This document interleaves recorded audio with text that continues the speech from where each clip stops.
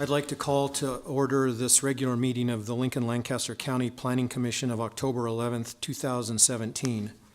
A printed agenda is available outside the hearing room, and a copy of the full agenda, including the staff reports, is available at the front of the chambers with the clerk. The Open Meetings Act is posted just inside the doors at the back of the room. If you are parked in the parking garage across the street to the north, please be sure to pick up a parking coupon, sure, right over here, on your way out for free parking. Out of courtesy for those attending this meeting, the commissioners and the staff, cellular phone usage is not permitted in these chambers during any portion of this meeting. We will appreciate your cooperation. The Planning Commission action is final on agenda item 1.2, which is special permit number 17035. Any aggrieved person may appeal final action of the Planning Commission to the City Council by filing a notice of appeal with the clerk within 14 days following the action of the Planning Commission. The Planning Commission action on all other items is a recommendation to the City Council or the County Board. The first item of business today is the approval of the minutes of the regular meeting held September 27th, 2017. Is there a motion? So moved. Edgerton. Second, Harris. Jerry, please call the roll. Beckius? Yes. Edgerton? Yes. Finnegan? Yes. Harris? Yes. Hove? Yes. Joy? Yes. Washington? Yes. Core? Yes. Shear. Yes. Motion carried 9-0. The next item of business is the consent agenda. Items on the consent agenda will be called at the same time and will not be scheduled for a separate public hearing unless there is a request from someone wishing to speak or at the request of a commission member. I will ask Jerry to read all of the consent agenda items into the record. Once those items are read, she will ask if there is anyone wishing to speak. If you wish to speak on an item on the consent agenda, we would ask that you stand and state that item. That item will then be removed from the consent agenda and scheduled as a separate public hearing under Section 3 of today's agenda. All items remaining on the consent agenda will be voted upon in total with a motion for approval. Jerry, will you please call the items on the consent agenda? Yes, thank you.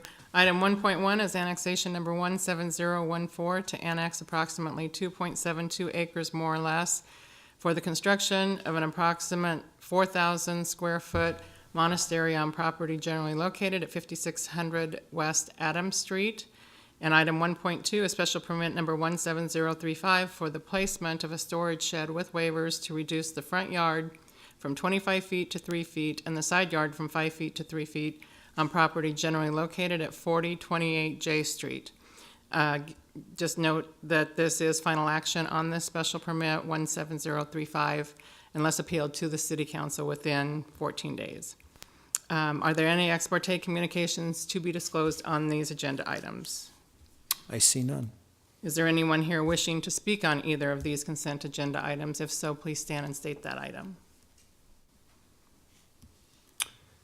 I see none. We'll entertain a motion. Move approval, Hove. Second, Washington. Okay. Beckius? Yes. Edgerton? Yes. Finnegan? Yes. Harris? Yes. Hove? Yes. Joy? Yes. Washington? Yes. Core? Yes. Shear. Yes. Motion carried 9-0. There are no requests for deferral, so we will now proceed to public hearings. The staff will make a brief presentation. The applicant will then be requested to present his or her testimony, followed by those who wish to testify in support, then followed by those who wish to testify in opposition. The staff will then be given an opportunity to respond to the testimony, and then the applicant shall have an opportunity for rebuttal. Each person testifying should state their name and address and shall have 5 minutes to speak unless additional time is requested and granted. The timer will go off after 4 minutes. Then you will have 1 minute to wrap up your testimony. The Planning Commission will vote immediately at the close of the public hearing unless the Commission votes to defer action or continue the public hearing. Jerry, please call the first public hearing item. Okay. Under annexations, item 4.1 is annexation number 17015 for a city-initiated annexation of approximately 152 acres more or less on property generally located between 1st and 14th Streets on both sides of Fletcher Avenue. Staff recommendation is for approval. Are there any ex parte communications to be disclosed on this agenda item? I spoke with Andrew yesterday to ask some questions about annexations in general, and then I spoke with the county assessor's office and the appeals board to find out a little bit more about Greenbelt. Thank you. Okay, And I spoke with Andrew also. okay. Andrew, Paul. Good afternoon. We just have kind of an order of things here that we're going to go through. Paul Barnes with the Planning Department. I'm going to start us off with a little bit more of the broad picture and background of what it is that brought us here today. Beginning in the mid-1990s, the City Council at that time had asked the Planning Department to put together a process for an annexation study. The community is growing. It has been growing. We have a consistent growth rate of between 1.2 and 1.3%. Today and in recent years, that's between 3,000 and 4,000 people each year coming to Lincoln. And so a lot of this development has been and continues to occur on the edge of the community. And in order to accommodate that growth, of course, annexation is required. We need land to develop those housing units, those employment centers, and everything else that makes our community. I'll just note, since the annexation study process was developed in the 90s, we have had several of these come forward. The last of those was done in 2008. So I have a few things that I'm going to show on the overhead. So the annexation policy that we have for Lincoln is rooted in the Nebraska state statutes. And the state statutes vary depending on which class of city you are. Lincoln is a primary class city, and so this is the section that applies to us. And basically it states that the city council may at any time annex lands that are contiguous to us in any direction, and they can deem that to be proper as how they wish. So I think that it's important to look at this. This is where our local annexation policy embodied in our comprehensive plan comes from.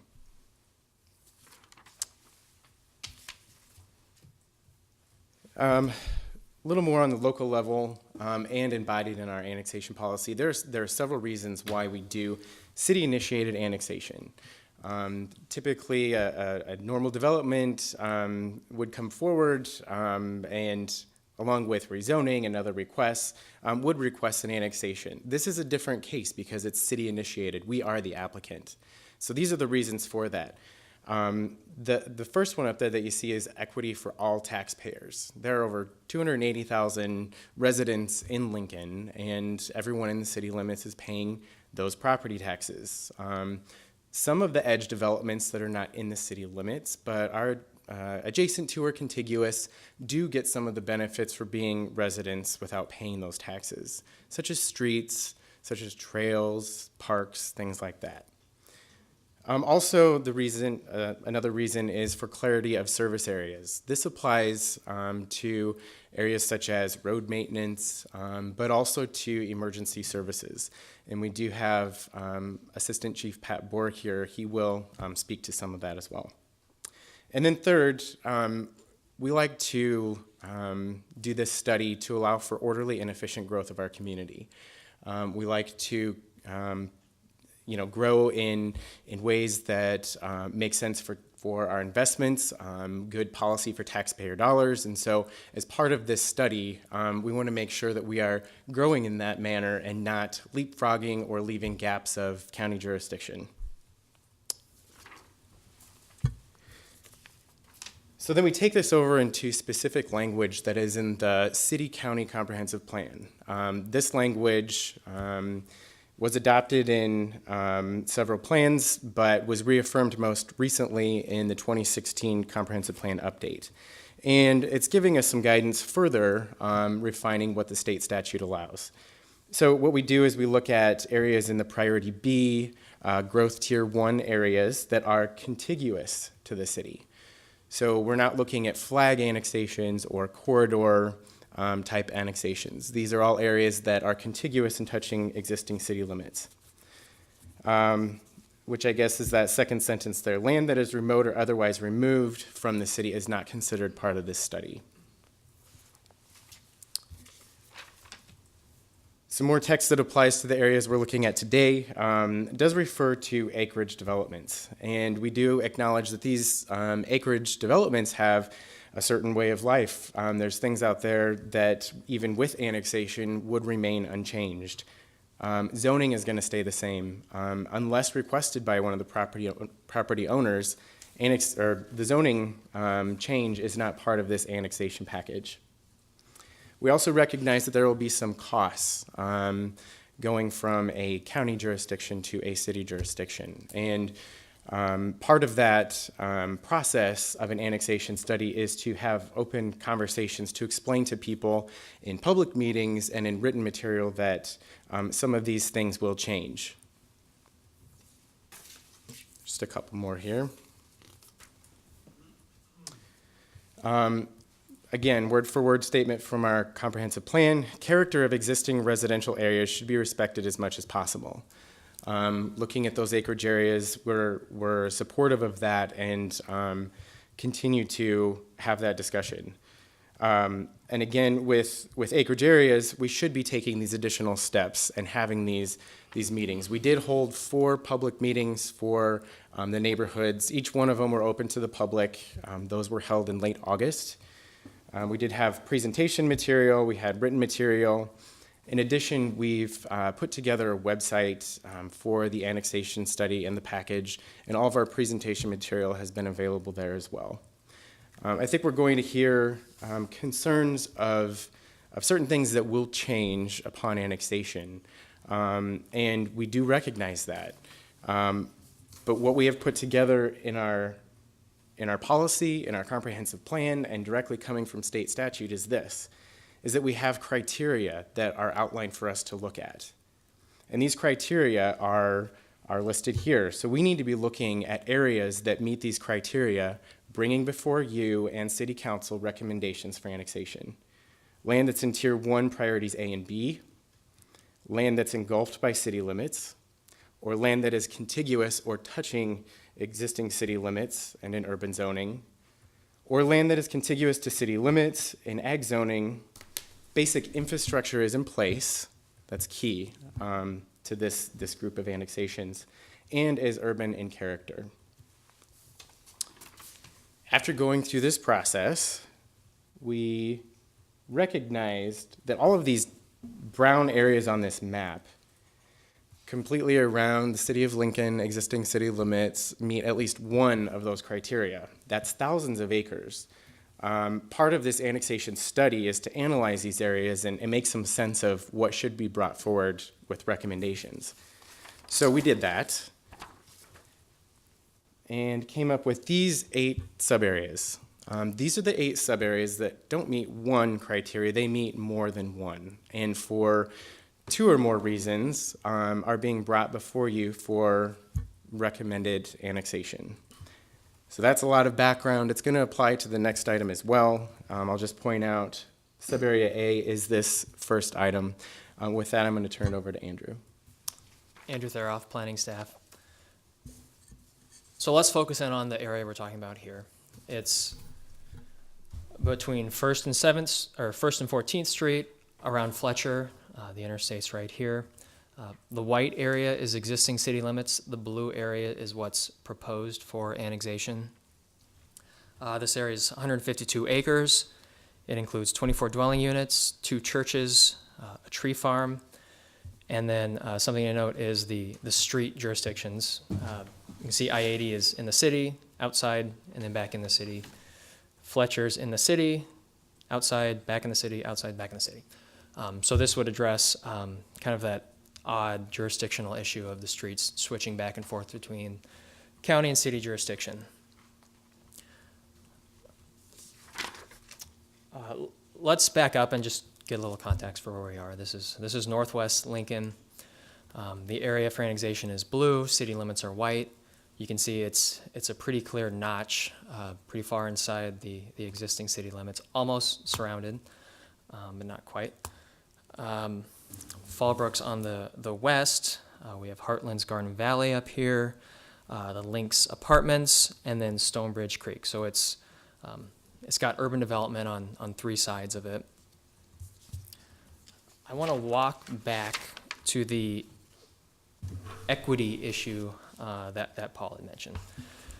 So at this particular area, we actually have 20 homes that have driveways onto an existing city street today. All the properties along Fletcher, all the properties here on 7th, and then all these properties along 14th. North 14th is actually an urban improved arterial. It has a trail. There are hydrants in 14th. There's also hydrants in portions of Fletcher. So the question we've been getting with all of these annexations is, what are my benefits to being annexed? What am I getting out of this? And our main response to that is that you're already getting big benefits of being located where you are. In this particular case, they're using city streets just as much as any other city resident would. Parks, trails, city services like that. Residents in this blue area are using those things at the exact same level as these surrounding residents in the white areas. The residents in the white areas are paying for them. The residents in the blue areas are not paying for them. So we're talking about all this other stuff. That equity issue is really what this is about. That's the big thing to remember, is that these properties are already getting big benefits from being almost in the city, essentially in the city. I'm going to touch on infrastructure. So one of our criteria is that basic infrastructure is available. That doesn't literally mean that the local sewer and water lines are in front of your house.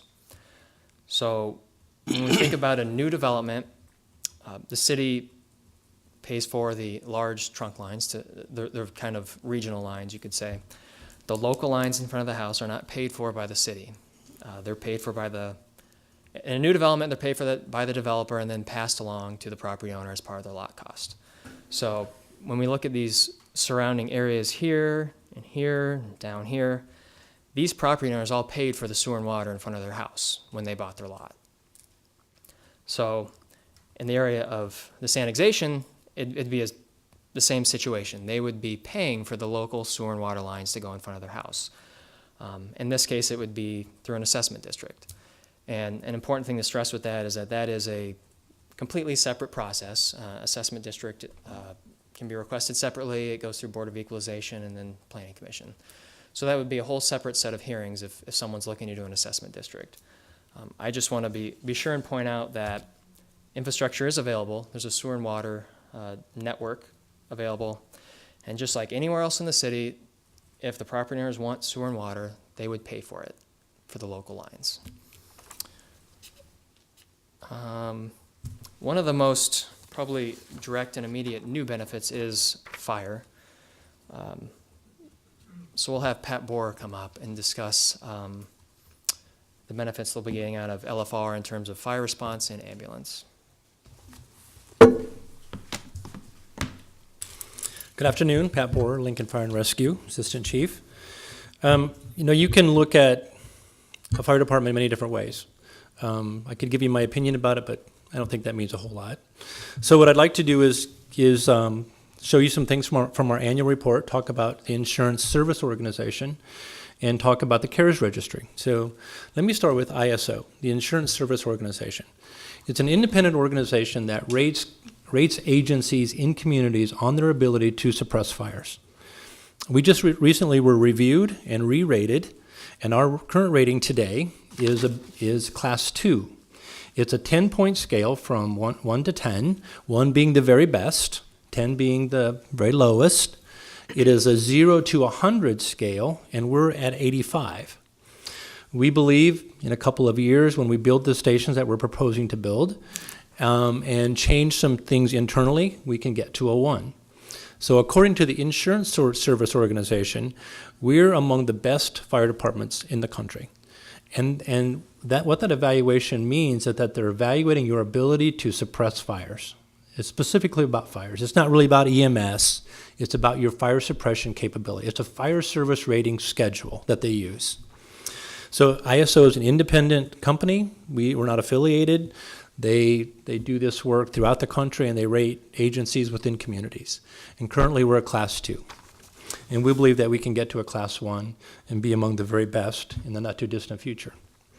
Another way to measure a fire department is their their EMS capability. And if I could use the overhead here, I'll show you this graph. What this shows you is that for out-of-hospital cardiac arrest last year, we had survival rates of 72.2, over 72%. And the measurement tool was the CARES registry. It's not an internal measurement tool. It is a nationwide measurement tool that evaluates departments and agencies across the country. So it's not a tool that we developed or came up with, but it's a nationwide measuring tool. And we were the very best in the country for out-of-hospital cardiac arrest. No one beat us. The national average is 25%. Some communities in the country are 0. So Lincoln does very well. Lincoln Fire does very well with EMS. So then the other thing that you would want to look at as you're trying to determine whether or not Lincoln Fire has the ability to serve the proposed annexed areas is our ability, again, going back to fire service, fire suppression. What this particular chart shows you is that response time is important. It's not just the equipment that you have. It's not just that where your building is located. The difference is if you're in the building, and the difference is how you measure the different components of response time. What this chart shows you is that the response time continuum starts with the alarm processing component. So the people at the communications center, how long they take to process that call. And then the next component is how long it takes you from the time you hear the call in the station to get to the vehicle and start moving. That's an important piece. We're at the station. My firefighters live at the stations 24/7 every day of the year. And so the next component is travel time. So again, you may hear some information. You may see some other things about where stations are located and the ability to do certain things, but you can't begin to do anything unless you can get there. And you can't, and you can do that most effectively when you get there quick. And so if you live in the station and you measure your response time, which we do, that enables you to get there quickly. So with that, I don't know if I entertain questions or that comes later. Yeah, any of us can take questions now. Are you ready for questions? Yeah. Okay. Questions? I have one for Chief Bohr. As you know, we've had a house fire, and we've also had to use EMS. And we're very fortunate we live close to a fire station. It was probably 3 minutes, and it seemed like an eternity, but they were there. Can you assure me that in both of these cases, I probably will ask this again, but you feel comfortable that you can serve these areas? Yes. You will see, if I can look at the overhead again, please. What this map basically shows you is the distribution of our stations. So not only is one station important. I mean, if you have a station next door to your house, it's not really very effective if no one's there. That's right. And so that's why distribution is important. That's why we're building new stations, because we know that distribution is important, because Lincoln Fire and Rescue responded to 25,000 calls last year.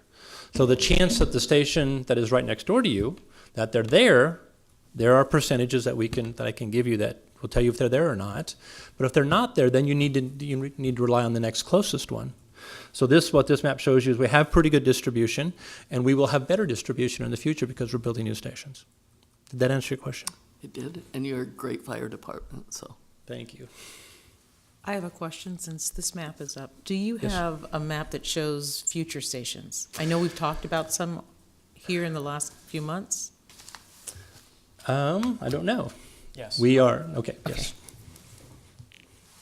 While we're waiting for that map, I can tell you that there is going to be we're going to be net positive 2. We're moving 2 and we're building 2 brand new. We currently have 14 stations, and within 2 years we'll have 16. Okay. And we're looking at 17th as well, so. So that's what this map shows you is all 16 stations. So it's kind of hard to see here, but these white stations here are the 4 new ones.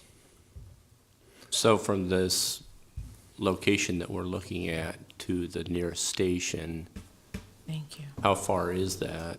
And is that going to improve? The Station 14 is the closest station to the annexation that we're looking at. It's within 2 miles. That leads to another question, which is what is travel time? We calculate travel time about 2 minutes a mile, which is really about 35 miles an hour, which is the speed limit for most areas. We can go faster than that, obviously. We have traffic control devices that we take advantage of. But overall, we just calculate 2 minutes a mile. So the proposed annexation is within 2 miles. So we should be there within about 4 minutes. And that station is there That station is already? currently there today. Yes, sir. Okay. And are there fire hydrants in this? Yes, sir. There is a fire hydrant map that shows hydrants distributed all along Fletcher from 1st to 7th. Thank you. You're welcome. What is the standard for fire hydrant placement? Like, how far are they recommended to be apart? About 300 feet, So about one per block. 1 per block. Other questions? Andrew, can you tell me on the annexations that we did last time, did they all have access to fire hydrants already? I tried to look as best as I could. I know a lot of them were. The 56th and Fletcher property would have been close to hydrants between 56th and 70th. The annexation in the southeast corner was just the back half of an existing house lot. The one in the southwest, I'm not sure how close they were to hydrants, but there were hydrants in the area.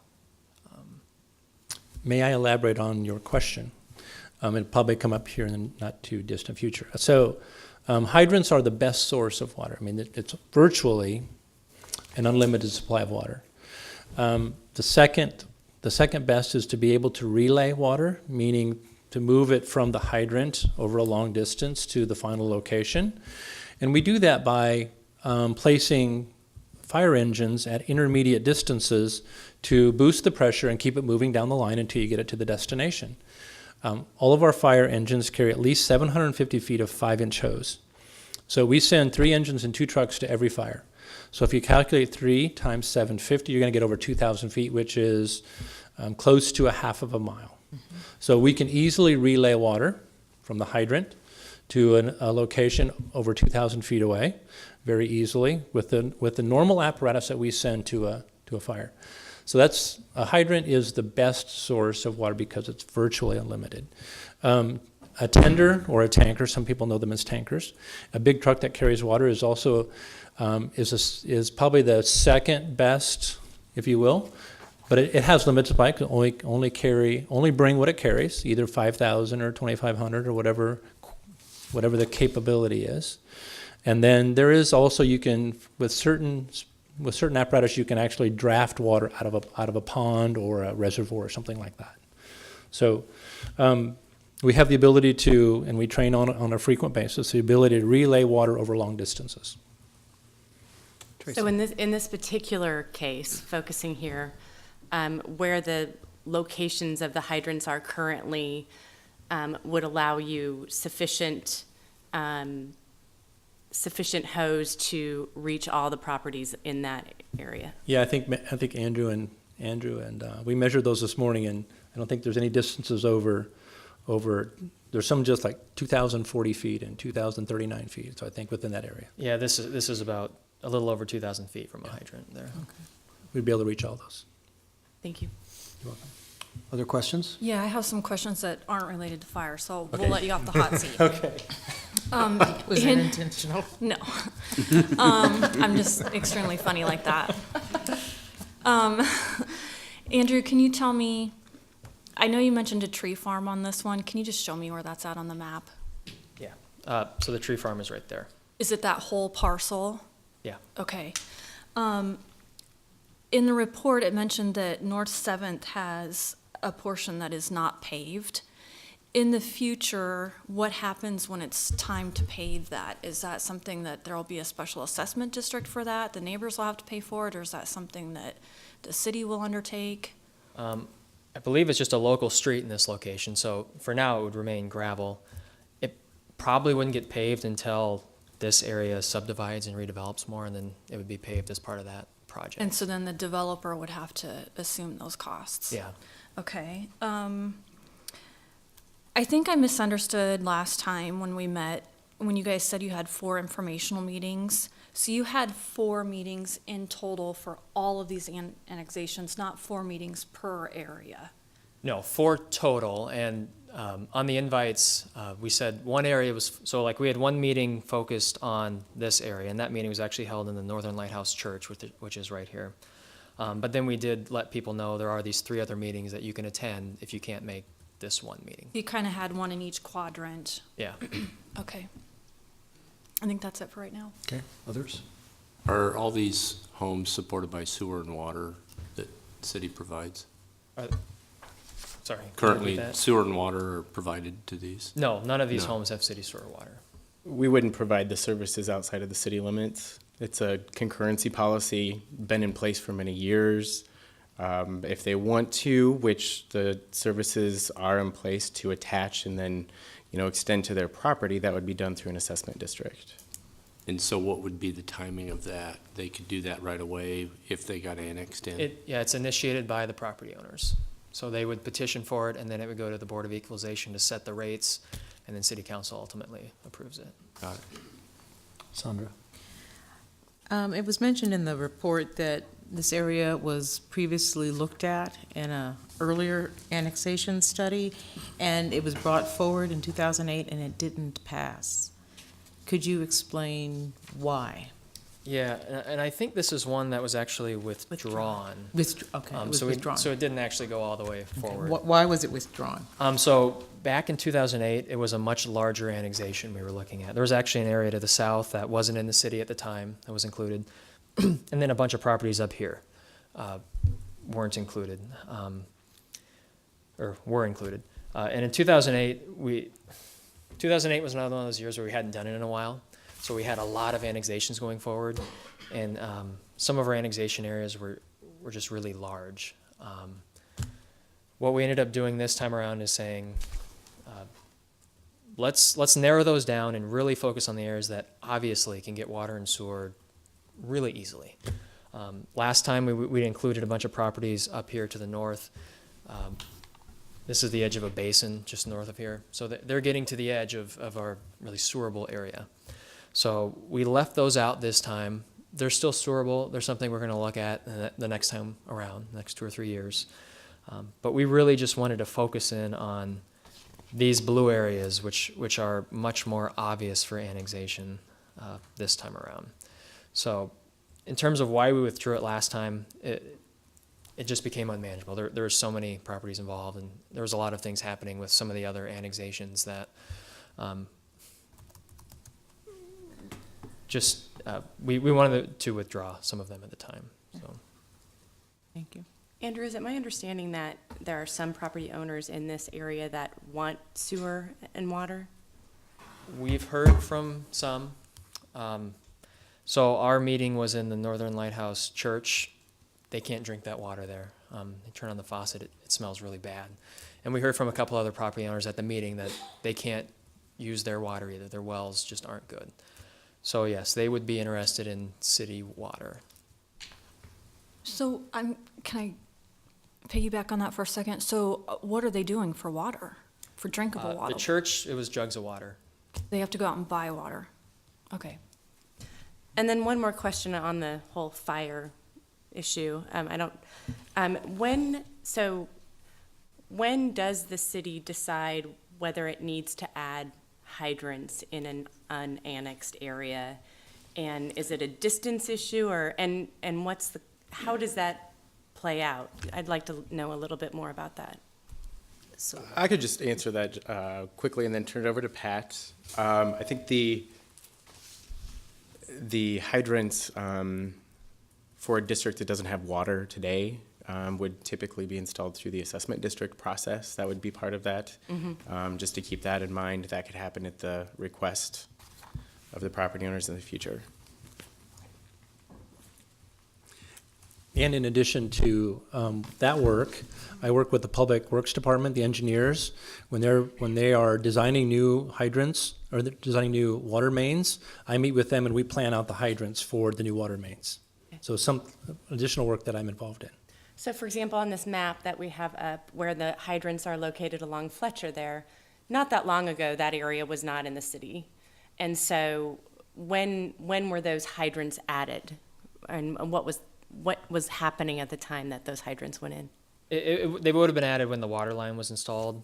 Okay. So yeah, I'm assuming that's for the Lynx apartments when those went in. Yeah, usually when the water mains are extended, we add the hydrants as well, because when you're digging up the ground or doing whatever you're doing, it's easy to add the hydrants at that time. Got it. Thank you. And to be really specific, Andrew, let's take the Lynx as an example. Who paid for those fire hydrants when they were installed? The Lynx paid for those. Thank you. And at what point would hydrants be added along Fletcher between 7th and 14th? It would be when the residents request a water assessment district. So it could be, I mean, if someone wants to Well, that's request for it, their right? homeowners' use, not for fire and safety Yeah, but that gives them necessarily. the opportunity then to put in the. Okay. Yeah. So, I mean, if someone requests it right away, there could be hydrants in here somewhat quickly. Okay. And just to be clear, that cannot happen unless and until the area was annexed. Correct? Yep. Maya, you had a question? What's the critical mass needed to create an assessment district?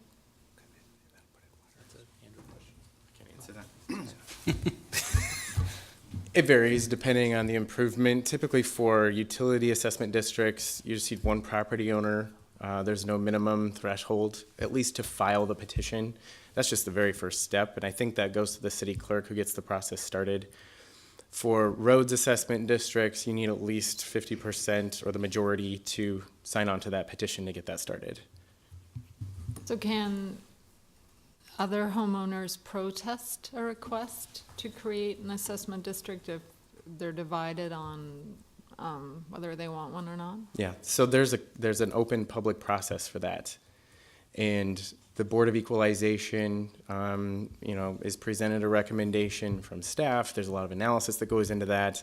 Ultimately, the city council will make that decision. So there's public hearings, there's time for people to have input and support or oppose that request.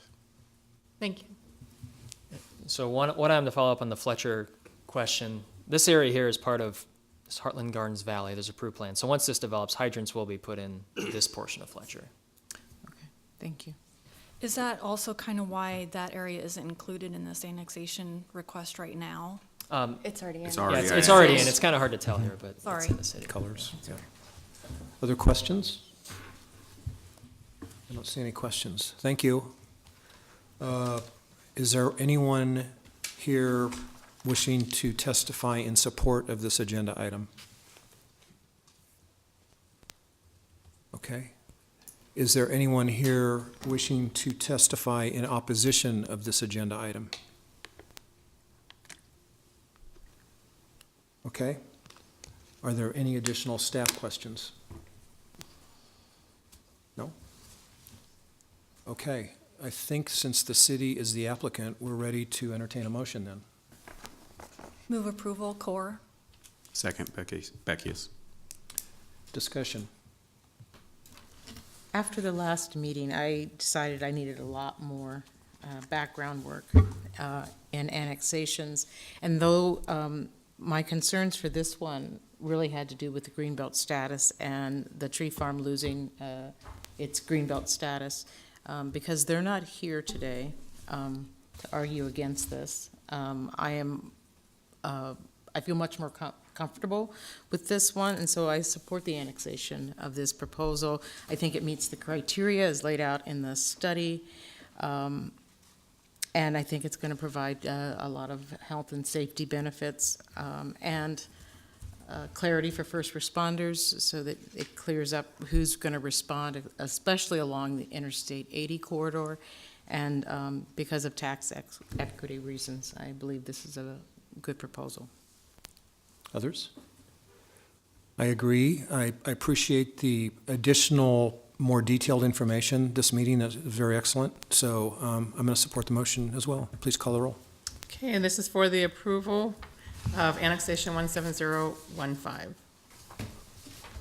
Beckius? Yes. Edgerton? Yes. Finnegan? Yes. Harris? Yes. Hove? Yes. Joy? Yes. Washington? Yes. Core? Yes. Shear. Yes. Motion carried, 9-0. Next item is agenda item 4.2, annexation number 17016 for a city-initiated annexation of approximately 203 acres, more or less, on property generally located at 84th or between 84th and 95th Streets, south of Holdridge Street. Staff recommendation is for approval. Are there any ex parte communications to be disclosed on this agenda item? I received a phone call from Dan Henna and talked to him, explained the process, and he had sent a letter to me, and I shared that with the planning department. And so you have what I've heard from him. Thank you. I have one as well. Same gentleman Mr. Howe, not the same gentleman, Mr. Howe stopped by my house. And we chatted a little bit, but not so much about the application, but he left me a letter, and I think he shared that letter with the planning and other commissioners as well. And he stopped by my house also, and we talked, but we didn't talk about what was in his letter. So it was a very pleasant conversation, and I promised to read the letter, but that was it. Thank you. Okay. And Joy, I called the school district of Waverly to see the process of getting a child into their school district if they're not in the school district. Okay, thank you. Okay, Paul Barnes with the Planning Department. I'm not going to go over as much detail as I did previously, but just a couple of things to restate. But basically, all of that does apply to this case as well. Just going back to the reasons why the city does initiate these, again, that equity for all taxpayers piece being kind of that big one at the top.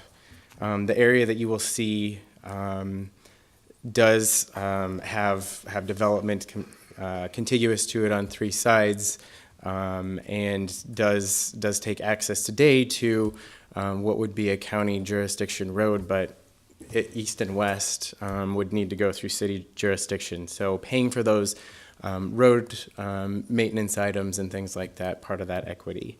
Clarity of service areas, again, I think we'll have Pat Bohr address some of this, but there is kind of this gap in between LFR, Lincoln Fire and Rescue Service, and then this subdivision that we're looking at, and then also some of the jurisdiction bouncing back and forth along Holdridge Street.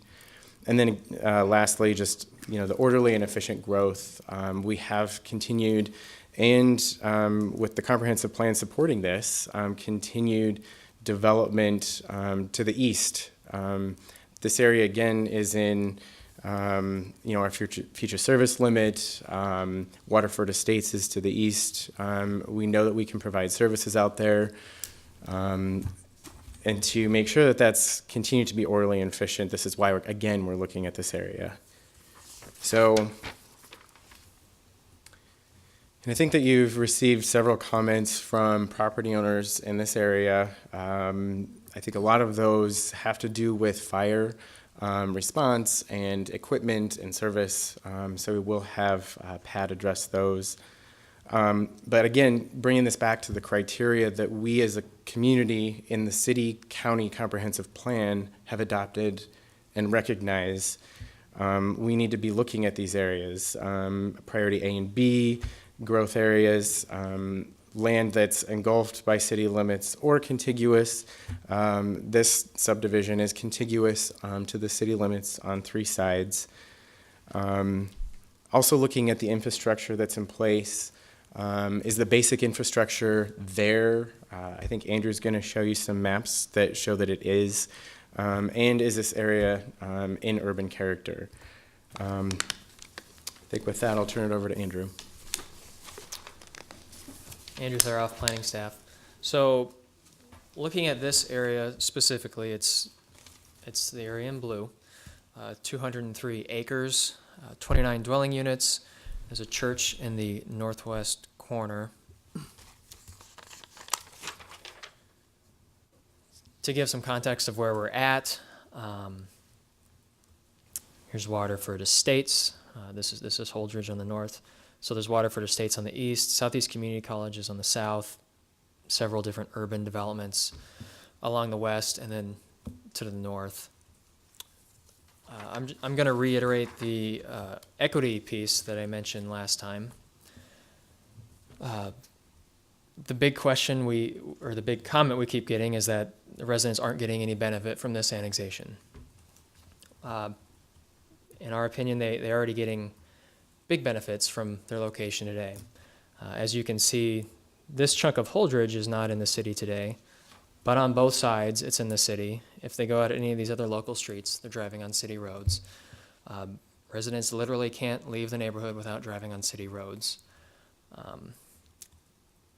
think it's safe to assume residents in this blue area are using streets, parks, trails, city services at the exact same level as all of these residents surrounding them. These residents are all paying taxes for it. The residents in the blue area are not. So that's that equity piece that we're talking about, and that's kind of the main thing to remember here. I will touch on infrastructure. You can see there's a really well-developed sewer and water network surrounding this site today. There's actually sewer water stubbed up on these local streets and up here. So looking at these surrounding neighborhoods, the local sewer and water lines were paid for by those residents when they bought the lot. They paid for it. The city didn't pay for it. So here, if these residents want sewer and water lines in front of their house, they would pay for it, just the same as everybody else in the city. That would be paid for by an assessment district, and as we've mentioned, that's somewhat of a separate process. There's a whole different hearing for that, and discussions of costs are really separate from the annexation discussion. It just means that once they're annexed, they do have the opportunity to ask for that. There is something kind of unique about Sunrise Estates, and we'll look at that real quick. This was approved in 1989 as a build-through acreage. It was basically adjacent to the city when it was approved in 1989, and back then there was a lot of discussion about, well, this is going to be annexed in the coming decades. How do we address that? So the solution at the time was to approve this as a build-through acreage, and I kind of zoomed in just so we can see it. So essentially, we have the large 3-acre lots. At time of approval, there was actually ghost lots, you could call them, or we approved these smaller lots so that the area could be more easily subdivided in the future, because it was clear that this was going to be in the city at some point. It's close to the city, it's going to be surrounded, it's going to be annexed. So what happened is when some, say like this lot, someone builds a house, they put their house on one of these pieces so that in the future it could be subdivided more easily. The idea of infrastructure came up back in 1989. So we actually added this note to the plan back when it was originally approved, just so it was clear everyone was on the same page. The note says, the owner of each lot shall agree to the cost involved in abandoning any existing individual well and septic systems, to the cost of future public water and sewer main extensions required to serve the lots within the development, to the cost of service connections to those mains, and to the cost of future paving of roadways. So that's our policy anyway, but back in 1989 when this was getting approved, it came up that, yeah, this is going to be surrounded, it's going to be annexed in the coming decades, people are going to be opposed to it, so we just want to be very clear on how this process works. So from day one on this plan, it's basically explained who's paying for these local sewer water lines or if they want to upgrade the roads. And I guess something I should explain on the build-through acreage, annexation doesn't mean these have to be subdivided. That'd be a whole separate thing. It'd be a separate change of zone and then new final plat application. So this doesn't mean it has to be subdivided. Really the purpose of me showing you this is just that from day one, this was always planned to eventually be in the city because it was known the city was going to go around this soon. So with that, I'll just leave the hydrant map up here and let Pat come up and address some of the LFR questions we've had. Pat Borer, Lincoln Fire. So just two additional points, and then answer any questions that you might have. As you can see from the map, there are a number of hydrants that completely surround the proposed annexed area that we can tap into and bring water to pretty much any area within the proposed annexed area. So I just want to point that out. And then, and I remember my other point, so. So what is the distance across? Again, this is what we looked at this earlier, and we measured the distances, and from this hydrant here on East Avon all the way over to north, I think that's 93rd. That would be the longest distance potentially, and that was just right over 2,000 feet. So then the 2,000 feet that you had mentioned Yep, would again, cover 750 on each engine company multiplied by 3 that we normally send. And there are there have been areas in the city in the past, like Firethorn, for example, when that was annexed, had no hydrants within that development. And we made special provisions by putting extra hose on those companies, and so we could get to the longer distances that didn't have hydrants. So this is just our standard complement of hose, but we have made in certain situations additional provisions for those areas that didn't have what was needed. So. And where's the nearest fire station? That was my second point, thank you. The nearest fire station currently is either at Station 9 on Cotner and Vine or 84th and South. 84th and South is station number 12. We're proposing to move it to 84th and Pioneers, but we're proposing to build a brand new station on 84th and Layton. So it will be within a couple of miles of this proposed annexed area. What's the timing for that? Well, if I could get the landowner to negotiate with me better, I would. I'm in negotiations now, and we propose to have those structures built within 2 years of now. Are your times good, do you think, to get to the annexed area from Cotner and Vine? And Yeah, I think I do. With our current station distribution, we don't have the distribution we really like, which is why we're proposing to build more. But we can get to the area, yeah, from Station 9, Station 12, or Station 5 even. And in how many minutes? I don't know the exact distances, but if we calculate 2 minutes a mile, Okay. I don't know the exact distance. And you might have that in a letter from one of the 2.7 miles. Yeah. 2.7 miles. So that would be about 5 minutes. Okay. Thank you. You're welcome. Question? Tom? Andrew, thank you for the historical context on the build through. I appreciate that very much. This is not a fire question. If you want to take a seat, I apologize. Andrew, could you, from that historical context a little bit, this subdivision was adjoining to the annexed city when it was created. Mm-hmm. And I think that Meadow Lane right across 84th Street dates back to the 60s. So this area has been near the city for quite a while. Can you tell me a little bit about the process as to how the developer, when they decided to create this subdivision, would have gone through and thought out whether or not this is going to be a part of the city or not, and then what services they chose to provide or not provide to these properties at that time? Yeah, so the short answer on why it wasn't part of the city is we couldn't provide services. We couldn't Okay. get sewer out there. It was on the other side of a ridge. So Okay, that's why yep. it was not annexed at that time. Mhm. But now we can provide sewer there, so. Okay, and when did that become available? It's whenever Stevens Creek Creek was put in up there. Yeah. Okay. What about the area to the north that's not included? Yeah, so this is one of those areas that Paul had mentioned that we flagged originally when we were looking at this. And this is going to be one of those areas we look at next time we do this, next 2 or 3 years. The reason it's not included now is, one, you can kind of tell there's no public streets serving these lots. It's a bunch of flag lots stacked on top of each other. So exactly where sewer is going to go is somewhat of a question right now. It's possible, but it's somewhat of a question. There's also a ridge line somewhere in this area, so it is a little more complicated to get sewer to. It's possible to get sewer there. It's just a little more complicated than this area.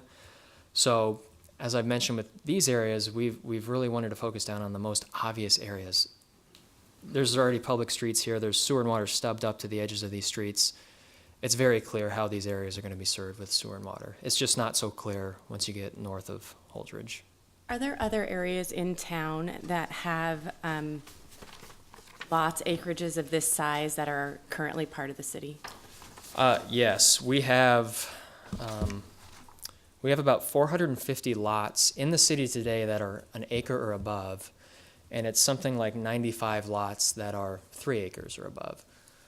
So out of that 450, 95 of those are 3 acres and above. So we do have quite a few lots today that are acreages. Thank you. And when a ghost plat was laid down on this subdivision, were there, what were the number of subdivided lots that were available within any of the lots? Roughly, each lot was split into then 3 new lots. So I'm not sure what the total number was, but it's 65, somewhere around mid-60s probably. But still large lots, 1 acre lots? 1 acre lots. There was a comment in one of the letters in opposition that Lincoln Public Schools will not provide buses. Is that accurate? Yes, I'd want the property owners to confirm that with LPS, but from our conversations with LPS, it is LPS buses if it's 4 miles or more away from a school. This area is not 4 miles away from the nearest elementary school, so they would not be bused. It also says that you can request to have your children attend the school where they're attending. Will they be able to use the Waverly buses? That would be up to Waverly. I don't know the answer to that. Another request that you put in, basically? I'm not sure. I mean, we wouldn't be involved with that, so I'm not sure how that request process would go, but that would be up to the Waverly School District. And if I can just, one more on that, so the staff report says, annex property owners are required to continue paying the levy on outstanding bonds to school districts that were approved while they were within that school district.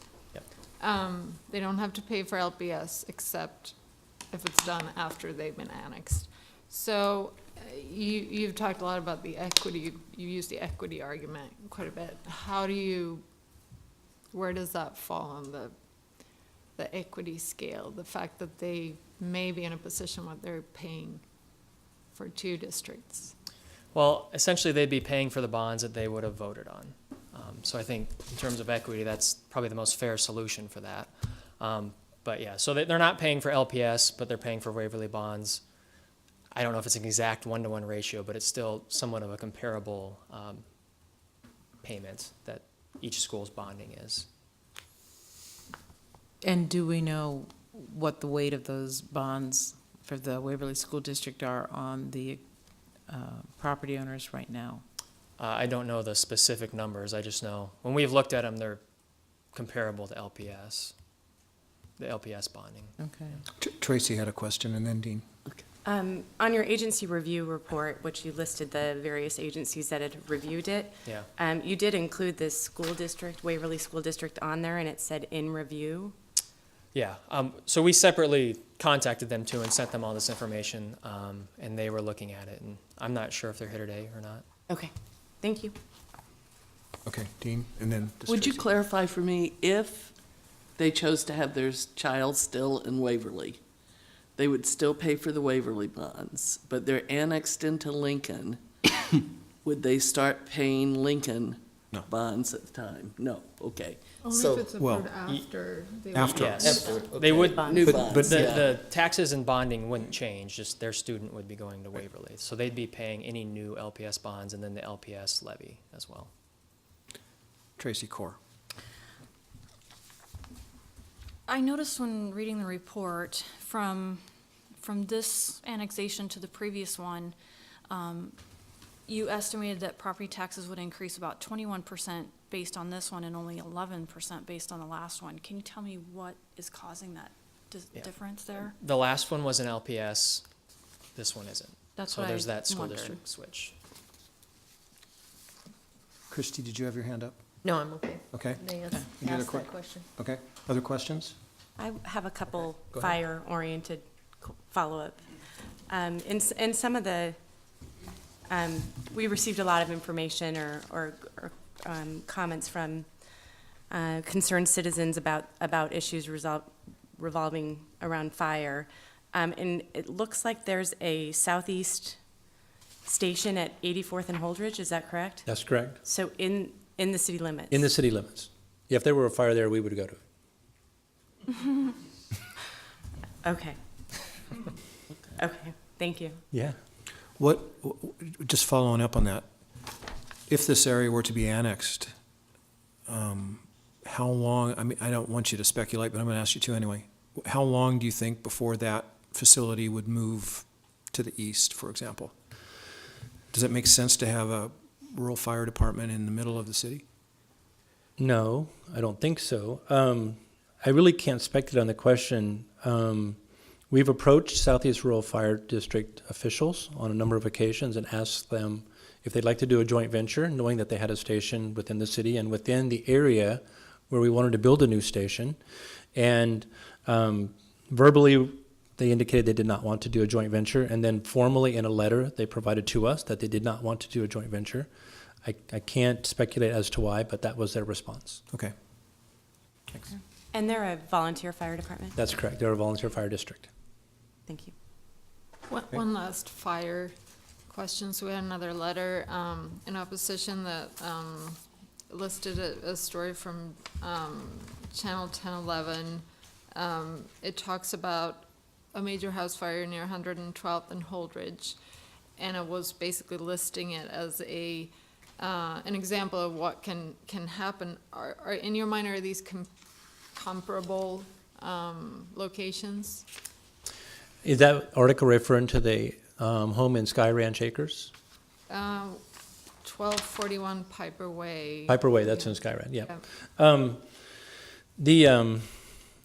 The article says that we worked together. So what that means is there's a mutual aid agreement. Lincoln Fire has a mutual aid agreement with all of the volunteer fire districts that surround the city. There are 17 of them. And we have an agreement with all of them that if they need our help, we'll come help them. If we need their help, they'll come help us. One of the ways that we oftentimes call them is they have awesome equipment that can go off-road. We have a great road network in the city and have very little need to go off-road.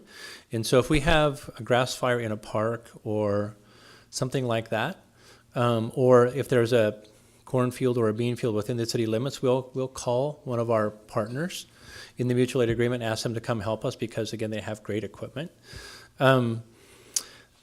But out there at that, and so when that fire came in, it was in the city limits, and so we were responding to it.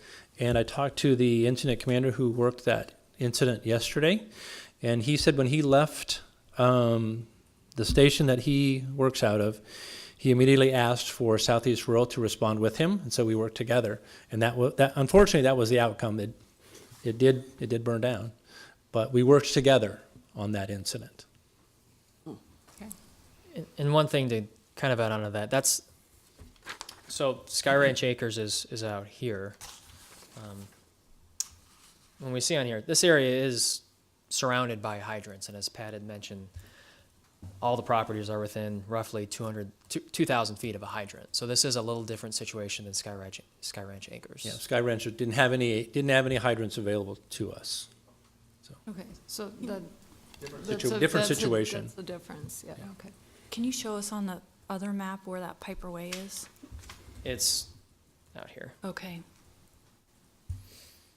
And so I guess in response to citizens who have some concerns as to, these types of issues, you feel confident that you can provide appropriate protection and service to this area? Well, I have an opinion on the matter, but again, I don't think my opinion's worth a whole lot. I would look to, we have an independent insurance organization that rated us very high, nearly the top, and based upon their criteria, not ours. And I can show you some other of our performance measurements where we saved 95% of the property value in the city last year. All that is verified, valid data. So I feel very confident that we can do that. Now, will a little bit of grass burn? Maybe. But I think, in my experience, and it's not huge, but the grass will regrow. But adding this area does not compromise your No, ability? no. Okay, thank you. Tom? With acreage, other acreage subdivisions, say, who have had failing systems or what have you, that have decided or joined the city of Lincoln, just off the top of your head, how many of them have chosen to install water lines and fire hydrants that would serve a higher level of continuous water? I can give you two examples. So I talked about Firethorn earlier. When that was annexed into the city, it had no hydrants within the development. And we made provisions, added extra hose to the companies that surrounded the area so that we could get from the nearest hydrant on 84th all the way into the development, all the way as far east as it would go. And so we made provisions to do that. Today they have hydrants all throughout that development. South Fork, which is located approximately 70th and Highway 2, that's a development that have some hydrants, but when it was built, they weren't built to the standard that we use today. So all throughout that South Fork development, we don't use those hydrants because they're insufficient. So the city has a hydrant on 70th Street at the entrance to that development that we'll tap into, and then we'll lay hose throughout the entire development to provide the water that we need for any fire suppression that needs to be done there. And so there's kind of a couple of examples of one hasn't, and we don't use them at all, and that's been in the city for a long time. And another example where you have Firethorn that didn't have any but now does today. Yeah, I'd say most have requested it, but not all have. Here, the example on the screen is next to South Fork that Pat was talking about, 70th and Old Cheney. This area's been in the city since, I believe, 1996. They don't have water or sewer yet because they haven't requested it. But yes, most of them have requested water or sewer or both. Thank you. Other questions? Okay, thank you. You're welcome. Testimony in support of this agenda item? Is there testimony in opposition to this agenda item? You know the routine. Yeah, I'm Janelle Luss, 3800 Vermoss Place. I represent Dan and Nancy Hinna, who reside at 9500 Eastview Road. Mr. Hinna has provided written testimony to you. I just want to add a few points in addition to what is in his letter. I don't think that anybody here disputes that at some point this development is going to be annexed into the city. I think the question is, why does it have to be now? And I think if you listen to the fire chief's, well, the fire department's testimony today, you heard an awful lot about, in the not too distant future, will be rated number 1. That within 2 years, we're going to be building another fire station at 84th and Layton. And clearly, right now, this area is already served by a rural fire district that is right next to it, that is prepared to not have to daisy chain together 3 fire trucks in order to fight a fire, because they have large capacity tankers that can reach the area and get on top of small fires before they become big fires. And I think if you look at what the real issue was with the fire that was mentioned in the 10-11 issue, is there was a small fire in the garage that didn't get put out fast enough. And so it spread to the house and became a total loss. With rural fire, they're ready to put out those grass fires. That may not be a big deal, but because grass grows back, but at least they can get on top of it more quickly before anything spreads. So the question you really need to ask yourself is, why not wait the 2 years until that fire station is built at 84th and Layton? Especially when we look at this map, the area directly to the north, where you can make all of the same arguments about equity, that they're using all of the city services that these people are, which happen to be public roads, is not being annexed at this time. Why would you not wait until you can make sure that the fire services are adequate in the area, and that the response time will be improved, and annex it all together? One additional point I wanted to make is, in Andrew's testimony, he said that cost to the city is really irrelevant about this area because water and sewer would be paid for by the residents in an assessment district.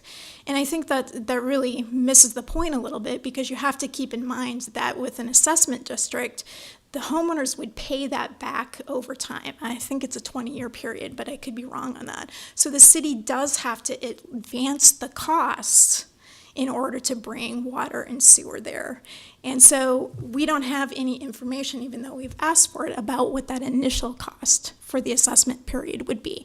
And I think even when they did the annexation study, excuse me, the costs were analyzed.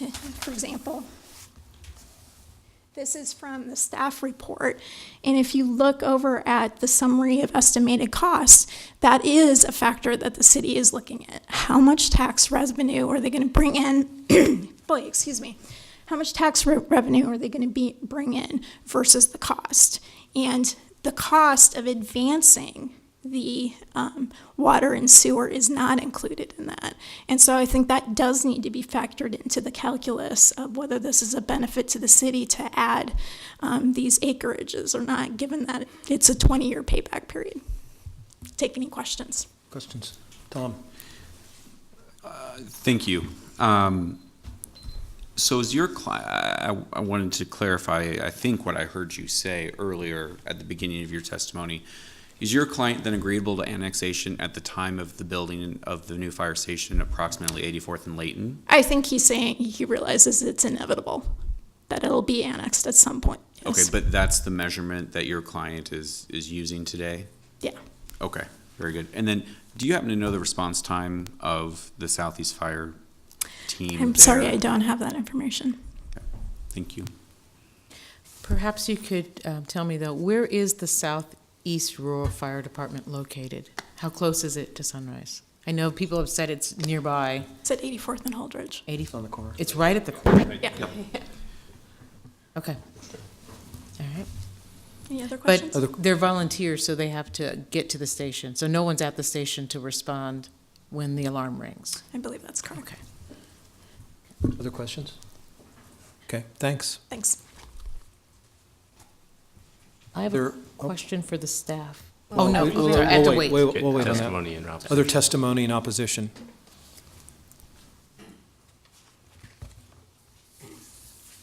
Does anybody want a copy of my notes or anything? I Please. take those, please, thank you. Okay. My name's Alan Wellman. I live at 8801 Holdridge Street. I'm here representing myself and my wife. I am this piece of ground.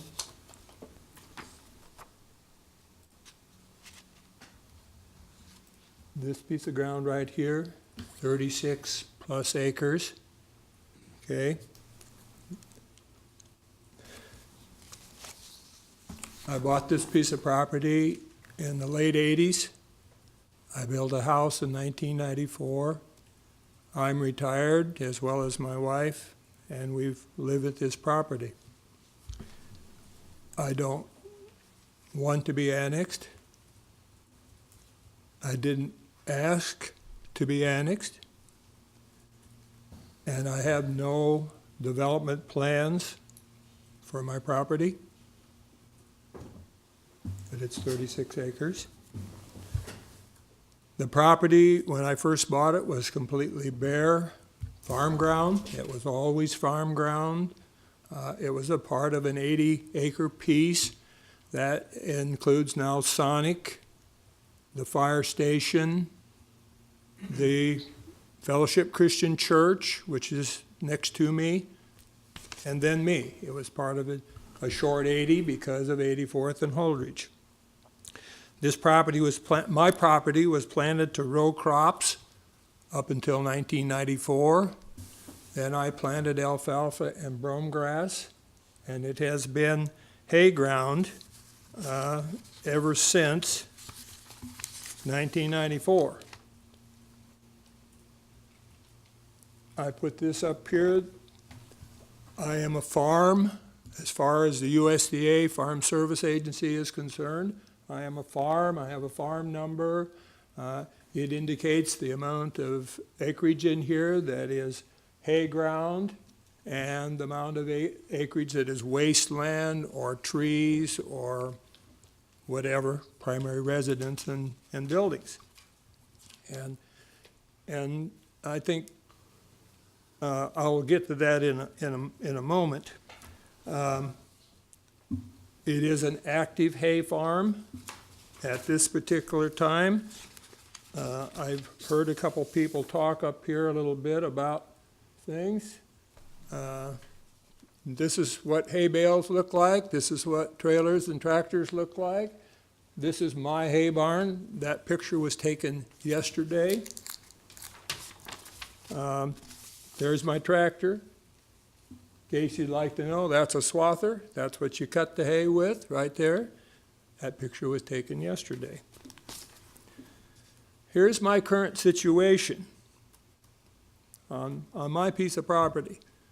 I'm 1 block from the Southeast Rural Fire District. 1 block. Currently, I'm on a well, septic tank. There's no accessible city or rural water nearby. There is no city sewer anywhere close. Holdridge is a 2-lane street by my property, and I might mention when I bought this property, it was a gravel road. It was a gravel road, but now it is a 2-lane paved street. It was resurfaced a couple years ago, and we thank the county or whoever for that. Holdridge has a tremendous amount of traffic on it. It's got big grain trucks. It's got concrete trucks. It's wonderful that Waterford Estates is flourishing like it is out there, but it creates a tremendous amount of construction traffic going back and forth. So for me and my tractor to get out on that street to do anything, it's kind of surprising. My neighbor, Vance Stall's in the landscaping business, and at times he can't hardly get onto the street. So it's a very, very busy street. I planted trees when I first bought this property. I have trees all around my property. I have them blocking Holdridge between me and my house and whatever. And it's kind of hard to see, but my house is 200 or 300 feet from Holdridge. And there's trees you can kind of see in the picture, that there's a little group of trees around my house. Here's my position. The benefits gained if I'm annexed now, none. Absolutely none. I'm actually worse off, I believe. Lincoln emergency fire responders currently are a long ways away from me. Can you begin to wrap up? Your time is close. May I have a little extra time, please? Yes, please.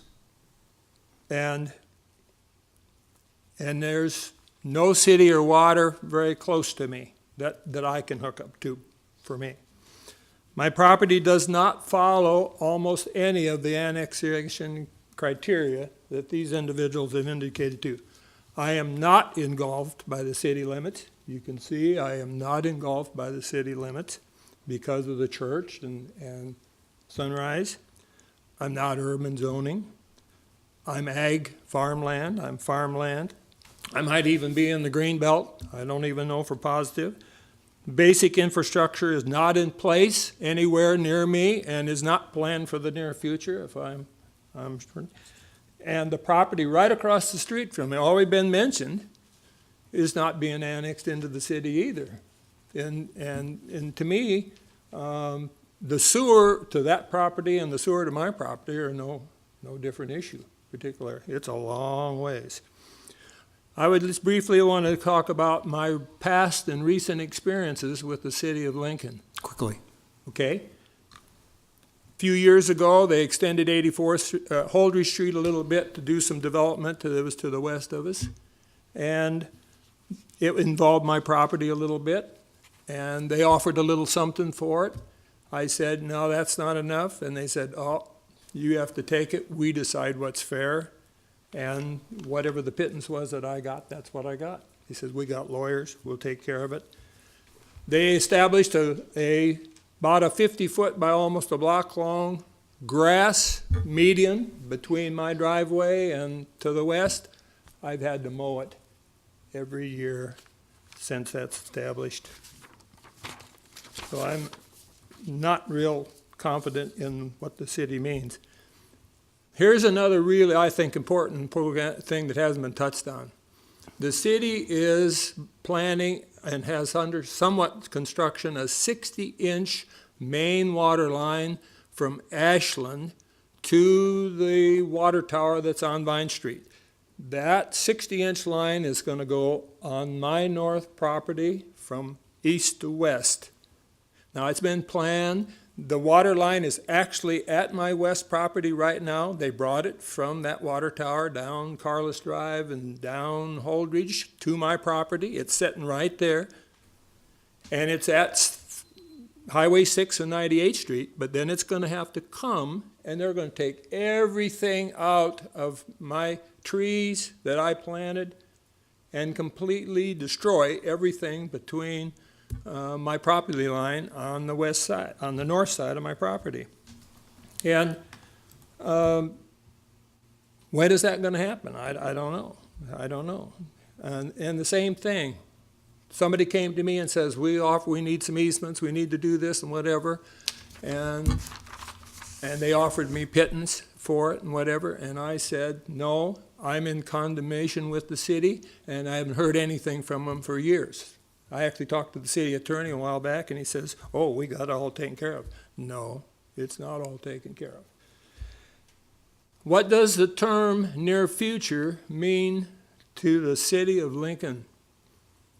South Beltway, 50 years, nothing yet. Sky Ranch house fire, kind of mentioned a little bit ago. City promised fire hydrants, none yet. This water line, been under construction for a long period of time. When's it going to happen? It's going to make a lot of difference for me, and all along Holdridge Street. It's going to come right down my north property line. When are we going to widen Holdridge? We have enough traffic out there for almost an interstate. We need a major arterial street out there with all of the things that you get on an arterial street. Here's my conclusions. Quickly. We need to widen Holdridge to 4 lanes or whatever it is, to at least 98th Street or beyond. Holdridge needs to have curbs and sidewalks and street lights and turn lanes and traffic signals and all the things involved with a major arterial street. Go look at Pioneer from 70th to 84th or something like that. When this water line is finished, when it's finished and it's all in there and all the restrictions involved with having that water line in there are known when it's complete, when city sewer and water's nearby, and when any other infrastructures that you would normally expect if you were really in the city of Lincoln are in place, then I say you annex Alan and Joanne Wellman's farm into the city. Here's my last comment. Joanne and I do not believe that the assessor of Lincoln or the assessor or the city of Lincoln should have the right, the privilege, or the responsibility to determine what is the best or proper use of our property. Questions? Questions? Dean? When you bought your property, were you made aware that at some point you'd be annexed in? Ma'am, I was pretty much aware that certainly it could happen. And I don't mean to be disrespectful or anything, but when the city finally decided that growth to the east of Lincoln needed to happen, just because of the things that had happened with the sewer situation, and they finally put in the Stevens Creek main sewer line down to Holdridge, which is going to get extended, that opened up a whole different package of possibilities for the east side of Lincoln. And there's developer after developer purchasing land along this side of town to be able to establish housing. If we were to delay this and have it come back in 2 years, would you be supportive of it in 2 years? Or are your criteria? It would help if his fire station was at 84th and Layton. And I respect this man tremendously. He's been on my property. He talked to me about putting a fire station on my property. But that's another thing that wasn't mentioned. I got an LES major power line with the big steel towers on the east side of my property. It then complicates the development somewhat of my property, and it complicated the development of the fire station. Yeah, absolutely. But not maybe 2 years, because I really think the city services and this equity that we continue to talk about, driving on the roads and doing this and that and whatever, to me, there's more to having a freeway running by my house that they're going to complicate, given the amount of construction that's going to happen here even more. So 2 years, not so sure, 4 years, not so sure, you have these criteria, is that? Well, that's what, but I think the city of Lincoln has to make some decisions about some investment in infrastructure on this side of town. Doesn't that seem honest and part of it? Thank you. Yeah. Anybody else?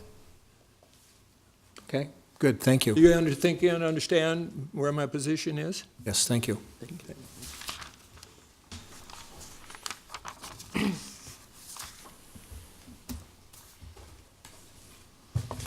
First of all, thank you for this opportunity to be able to speak with you today.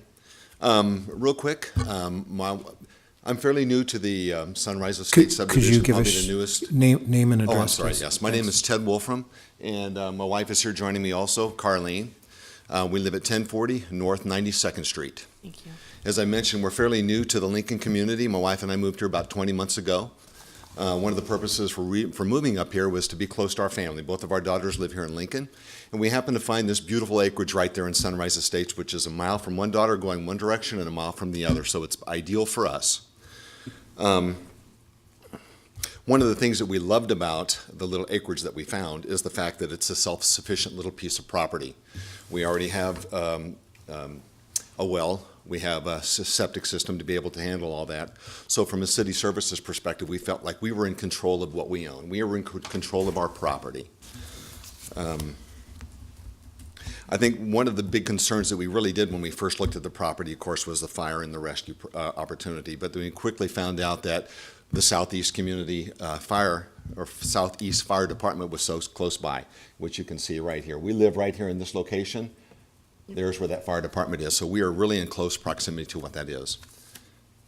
This isn't the first time that my wife and I have been annexed. When we lived in Houston, we were living in a community that was not part of the city of Houston. We had volunteer departments and stuff like that to be able to do this and that. But they came in and wanted to annex our area, which I was in favor of at that time. And the reason is because prior to annexation, the infrastructure was put in place. We had the water and sewage that was put in place. Hydrants were there. And a new fire station was built and fully manned before we were actually annexed at that point in time. So when I found out that the service that were being provided to us at that point in time, it made sense for us to agree to this annexation. So at that point in time in Houston, we were in favor of it. And of course, our area was annexed. And now as I look at the case within Sunrise Estates, again, this community, I personally don't feel that we have quite that infrastructure that's there. Again, we have the well, we have the septic systems. So having water and sewer brought to our point doesn't necessarily make sense because we already have that facility. We already have that capability. But the one thing I guess was with the fire, we do have that Southeast Fire Department so close by. One of the things I did was I did some research on my own about the fire. And one thing that I did research, and I think this was brought up very, very clearly by the assistant fire chief, is the fact that Houston Fire and Rescue is an excellent organization. Their numbers speak for themselves, and I think he brought that up when he was talking about that.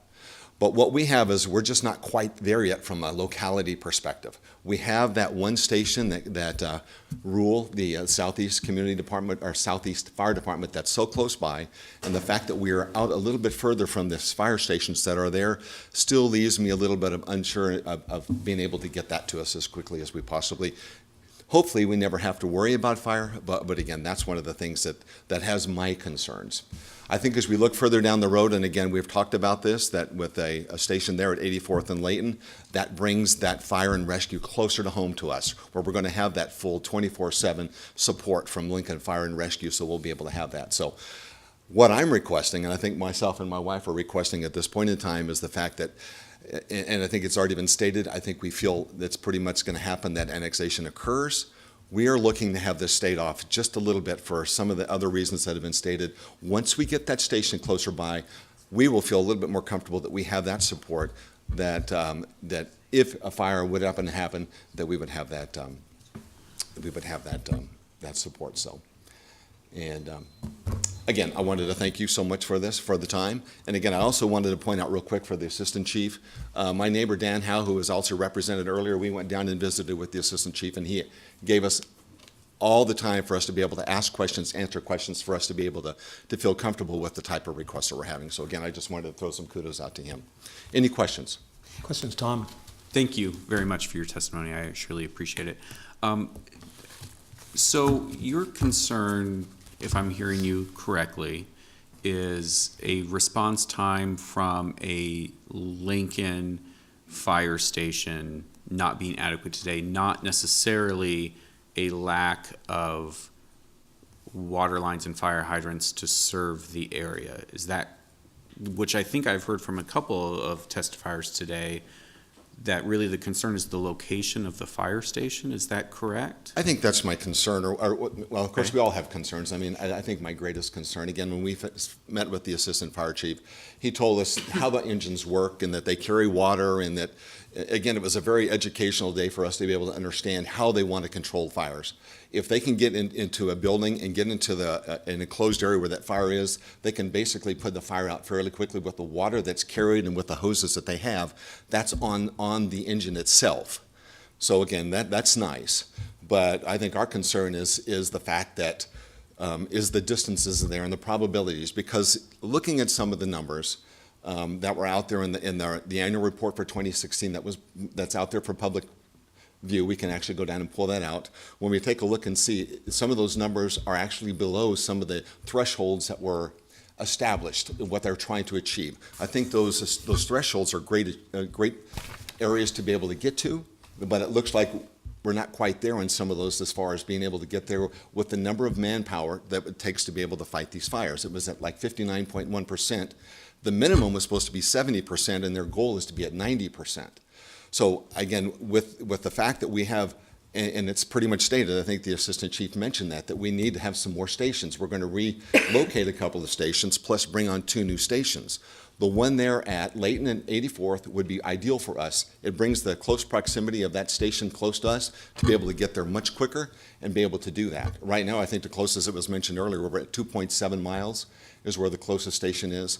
And again, when you look at the probability of which engines are going to be available during during a 24-hour period, again, it just doesn't, again, I think more engines, the additional stations than that is going to make us feel a little bit more comfortable. Thank you very much. It does. Okay. Thank you.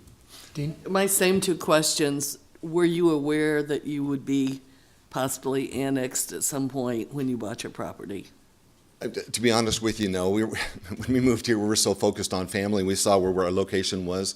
It really looked good. I didn't even ask that question as far as being annexed. I did ask the question about what is our fire? How, if we do have an emergency, where is that emergency going to be attended from? And then when we found out we had the Southeast Fire Department so close by, that eased a little bit of that for me right there. Okay. And so if we were to bring this back in 2 years and the fire station was there, you would not oppose the annexation? Again, going back to the question, I think that other people, I think we feel like annexation is going to be there. I understand the whole infrastructure piece and the what we get as far as being so close to the city, but I would be much more in favor of it in 2 years. Once we see that station and it's fully staffed, then I think that eases a little bit of our concerns. So. Thank you. And I guess I'll just ask too, just because I'm going to ask everyone that I can. Do you happen to know the average response time from the Southeast Rural Fire Again, we've been here Department? 20 months, and I haven't asked that question yet, so I don't know. I mean, we're fortunate enough that we haven't had the need for that type of response yet. So, thank you. Anything else? Thank you very much. thank you.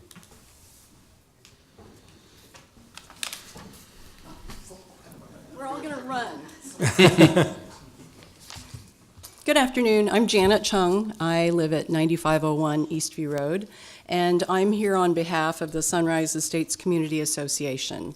I emailed a letter on behalf of our association, and you should have that in your packets. It was signed by all 28 homeowners in our association, and I think there are several of them here. I don't know if you want to raise your hands, but this has been a big topic.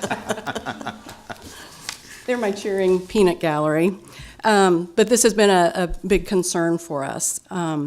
So I could read the letter to you, but I'm assuming that most of you read the letter. And so our concern really is about the fact that we don't have fire hydrants and the lack of water for LFR in responding to fires, whether it's structure fires, whether it's a barn, a house, a grass fire.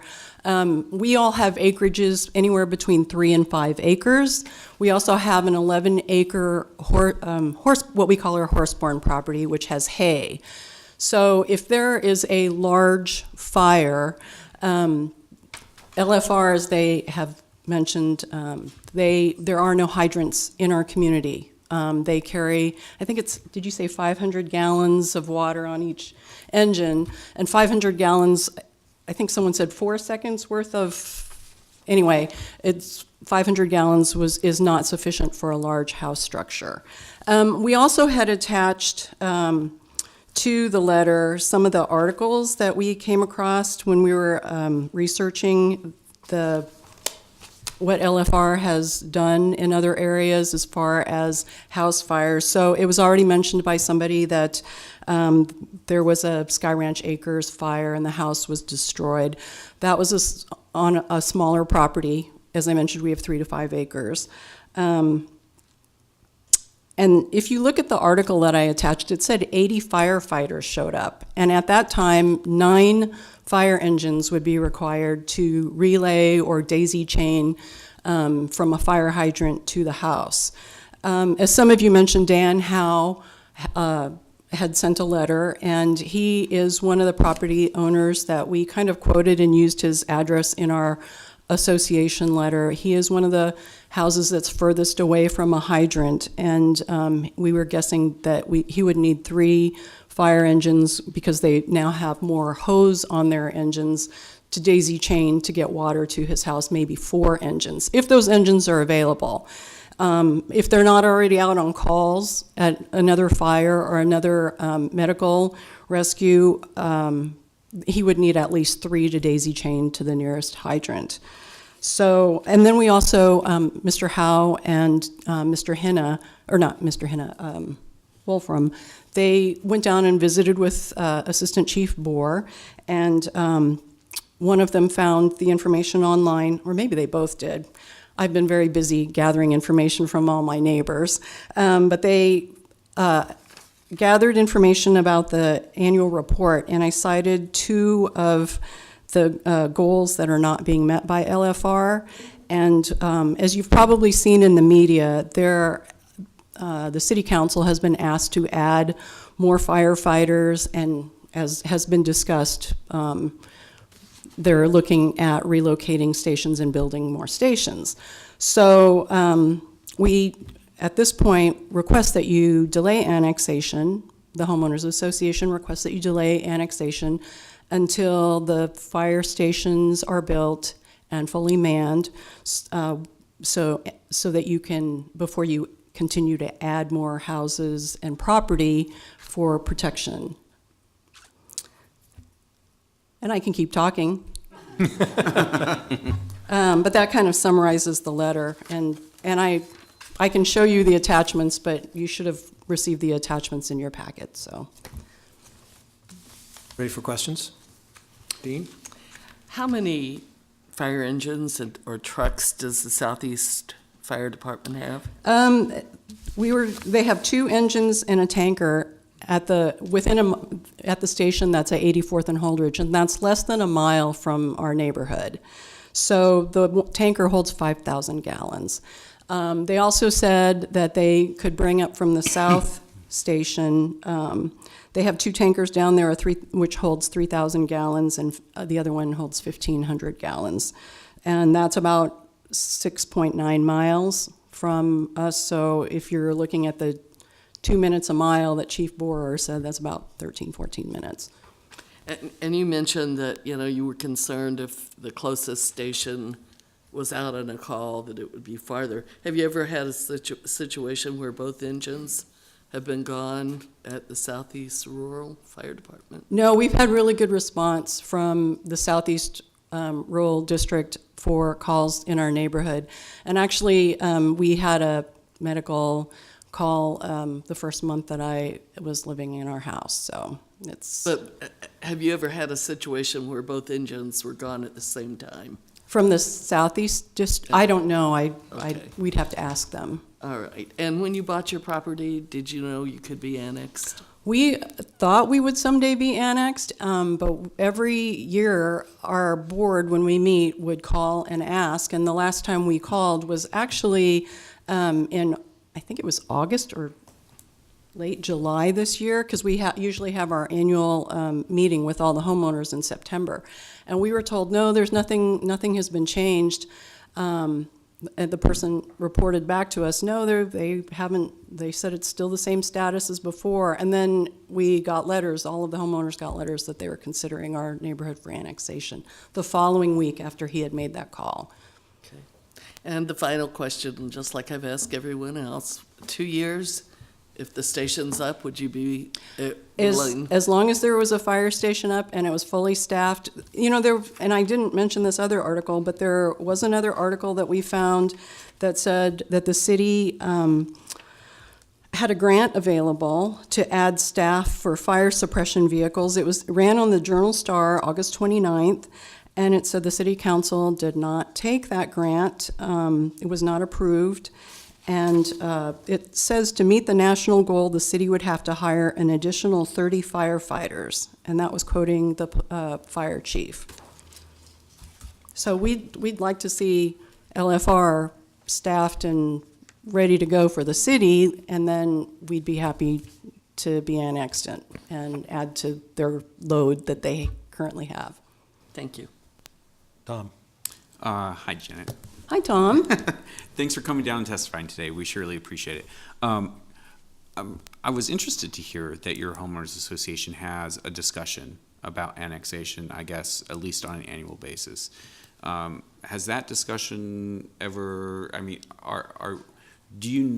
your homeowners association discussed the possibility of adding improvements should annexation occur at all? Has that been a topic of discussion with the homeowners association? It's been a large concern, because when you're looking at the frontage on a 3 to 5 acre property, that's a lot of cost if we were to add, because it's based on the footage along the property, and it does not.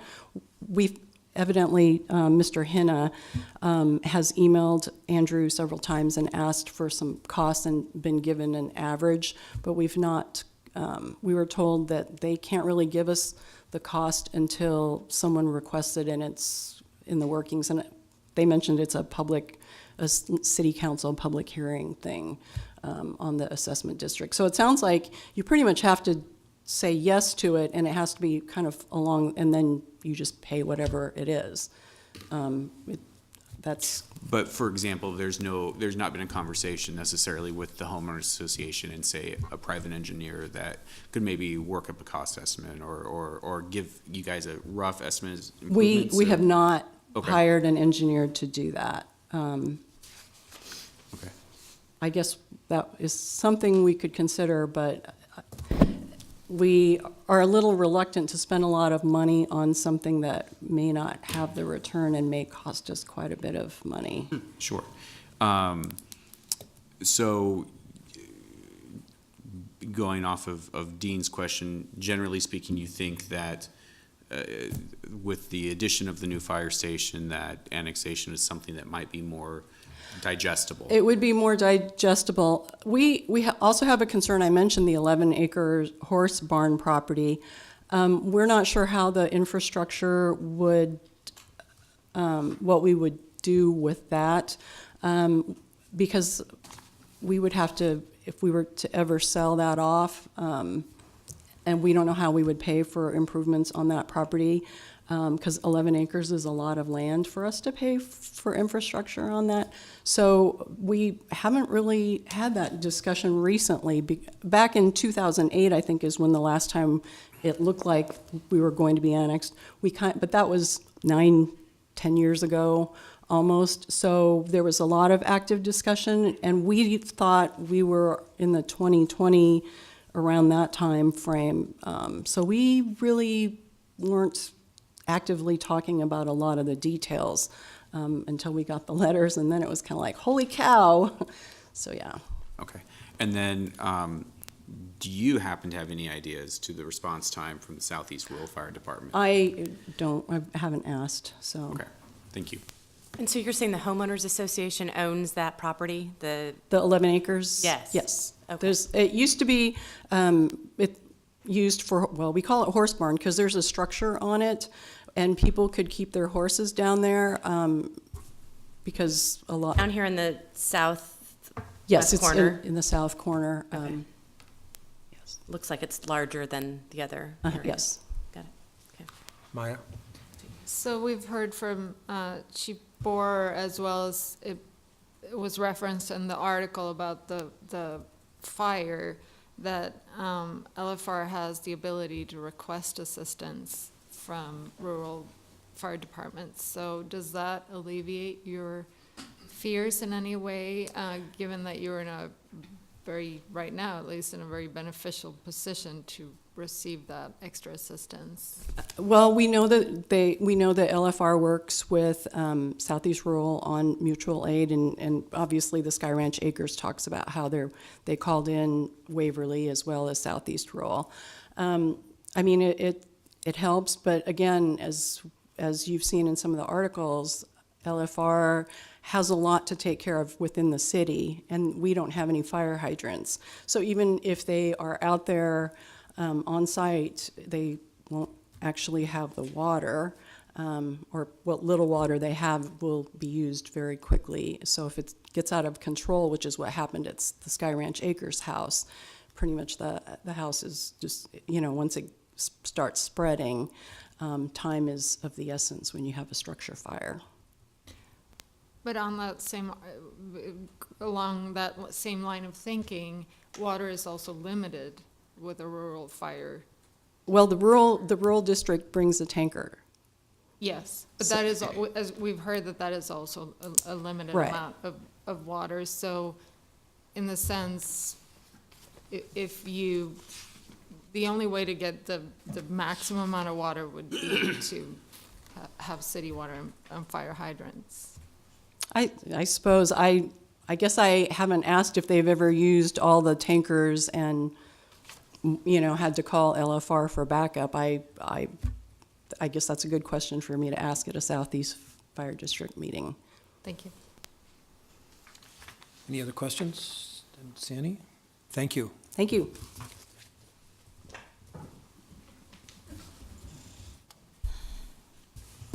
My name is Philip Steffen, live at 9201 East Avon Lane, and I have a letter I thought I would read today, and I'm just going to kind of almost regurgitate all the same information. But I feel it's important to come down here and express my concern. But the letter regarding the proposed annexation of our property on 92-1 East Avon Lane and the annexation of all 28 homeowners in the Sunrise Estates Community Association. We as an association are located close to the city limits of Lincoln. We've always relied on our county services and maintained our own properties and neighborhood for the safety of all our homeowners. I understand future consideration for annexation into the city of Lincoln may be inevitable. At our last inquiry, a timeline showed 2020 to be the next timeline for our neighborhood to be studied for annexation. Recently, we received a letter in the mail stating our properties are being studied for a 2018 annexation. Considering our location and lack of infrastructure, mainly water supply and fire hydrants, the response time for emergencies in our area greatly increases and puts our neighborhood safety at risk. I looked up some information I'd like to share with you also. In Source Prime 6250 report, it states that LFR is currently experiencing resource distribution problems as evidenced by failure to meet first due travel time benchmark goal, and two potential factors being a lack of adequately distributed fire stations to cover the city, not enough stations for the geographical area covered, and number two, apparatus reliability and availability. By LFR's own optimization study in 2016 for emergency service goals, not less than 70%. First unit arrival total response time for fires was at 71.1. Effective response force of 16 to 19 firefighters at a fire. And I think our area, considering our acreages and if we needed multiple trucks, would probably be 16 to 19 firefighters, was at a 59.1%. And first unit arrival for total response time for EMS was at 54.6%. The data shows response times which are steadily declining over time, primarily due to the geographic expansion of the city without additional fire stations to cover the new areas. Also on the LFR's own optimization study, 2016 stated the relocation of 3 stations and addition of 2 new stations will greatly improve these indicators over the next 36 months. And that's in the next 3 years. It is a great concern of safety for my family and I regarding the Lincoln City Emergency Services.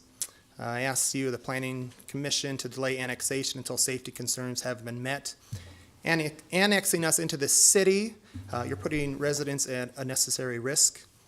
In addition, Lincoln Journal-Star, August 21st, 2017 states that Lincoln Mayor Chris Beitler budget proposal includes hiring additional police officers and buying fire engines.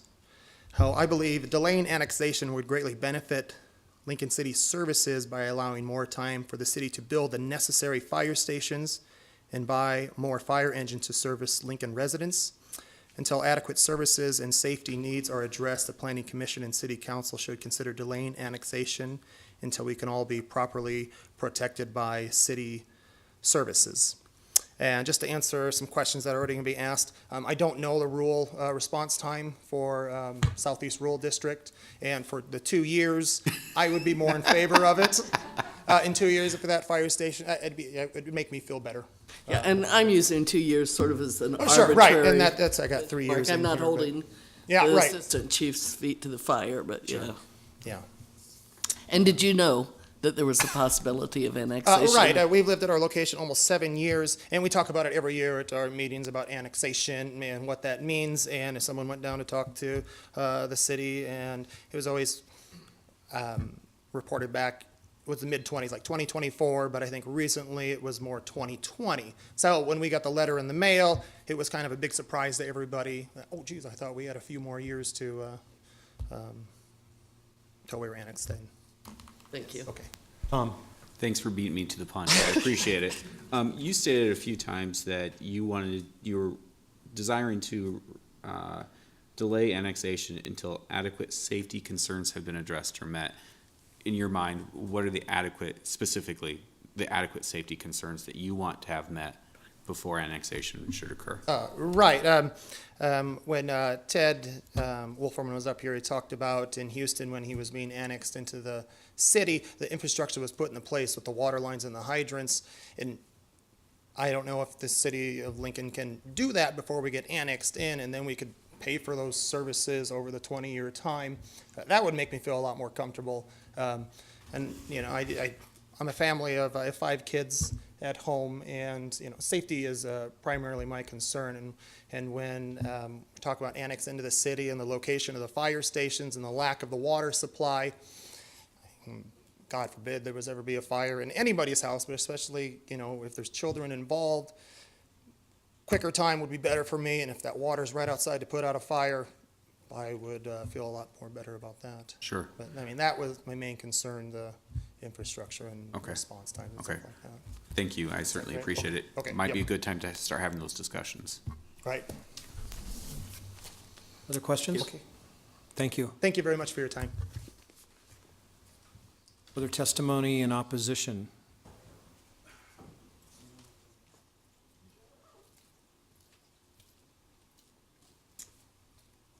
My name is Norm Harley, and I'm a resident at Sunrise Estates at 9400 Avon Lane. And I think I mailed this letter to you, so I don't want to read it, but I've got a few comments. One comment in particular with the supply of the water. I was an EMT and a firefighter for 35 years in a rural setting in northern Nebraska. And so I'm well aware of the ramifications that you have when you fight a grass fire. And I guess, you know, Assistant Chief, thank you for your service. I really appreciate that. I would feel more comfortable. I think basically we're not arguing annexation. I think it's going to happen. But I think we're getting the cart before the horse. And I really would like to see more infrastructure than I see right now. I would like to see a new fire hall closer to our vicinity. Also, I would like to see proper training. I don't know if you could tell, well, first of all, we talk about daisy chain. Have you ever figured up the minutes that it would take to daisy chain like 3 rigs together? We did last year. Okay, and the time on that? Can you just provide your testimony, and then we'll ask questions. Okay, all right. Directly. So that would be one question I would like to have answered. Another question would be the location of a new fire hall. I think that would be great. But then in addition to that, I think they should have something structured to where they could accommodate any situation out there that we would have. What do you mean?